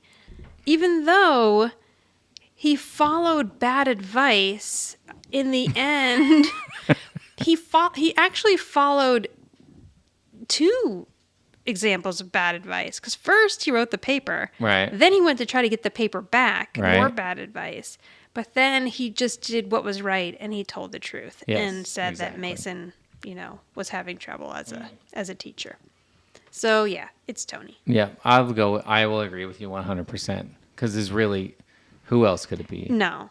You know what I mean? It's not Samantha. She brought Mason into the mix, so... Was she... And she had... I guess he was going to be... I guess, in a way... Right. And I guess, in a way, Tony would have been surprised to walk into that class and see Mason. Now he knew Mason was going to be there, right? Because it's his class. Right. Anyway, I'm not really sure where I'm going with that. Yeah. No, but you know what I'm saying? That Samantha could have been the boss because she let him know ahead of time that he was going to be in a class with Mason. Oh, yeah, but anyway, I think it all would have still been the same Tony, outcome because what made Mason turn the corner was Tony's advice to him. Right. Yeah. Well, Tony's the boss. You're right, because he ended up, in the end, he did the right thing. Yeah. Okay. Even though he wrote the stupid paper. You can reach us at Who's the Boss Podcast on Instagram, or go to Who's the Boss Pod 1 on Twitter. On Facebook, our page is the Who's the Boss Podcast page, or go to anchor.fm/WTB podcast, and there you can leave us a voice message. The next episode we're going to cover is Mrs. Rosini's uncle. And this is going to introduce a character that I think could have partially played a part in the downfall of Mason. because Alphonse, is going to join the cast. Alphonse. Yeah. And I understand what you're saying. You know what I mean? Like there wasn't enough room for... Right. Mason. Yeah, because he ends up being in 9 episodes throughout. Right. So he becomes and he's the new interest or whatever. Well, yeah, for 1 episode for Samantha. Right. Yeah. Okay, so... But I see what you're saying. You couldn't have had both. Yeah, I just think it would have been, then it's hard to keep I see track what of that you're many saying. characters. Yep. Okay, thank you, everyone. Talk to you later. Bye. All right, bye. If you like this podcast, please subscribe and give a big thumbs up and tell all your friends. And maybe you can tell your grandma, your mother, and your sister or brother. Maybe you have no siblings. Tell your dog and cats. Bye.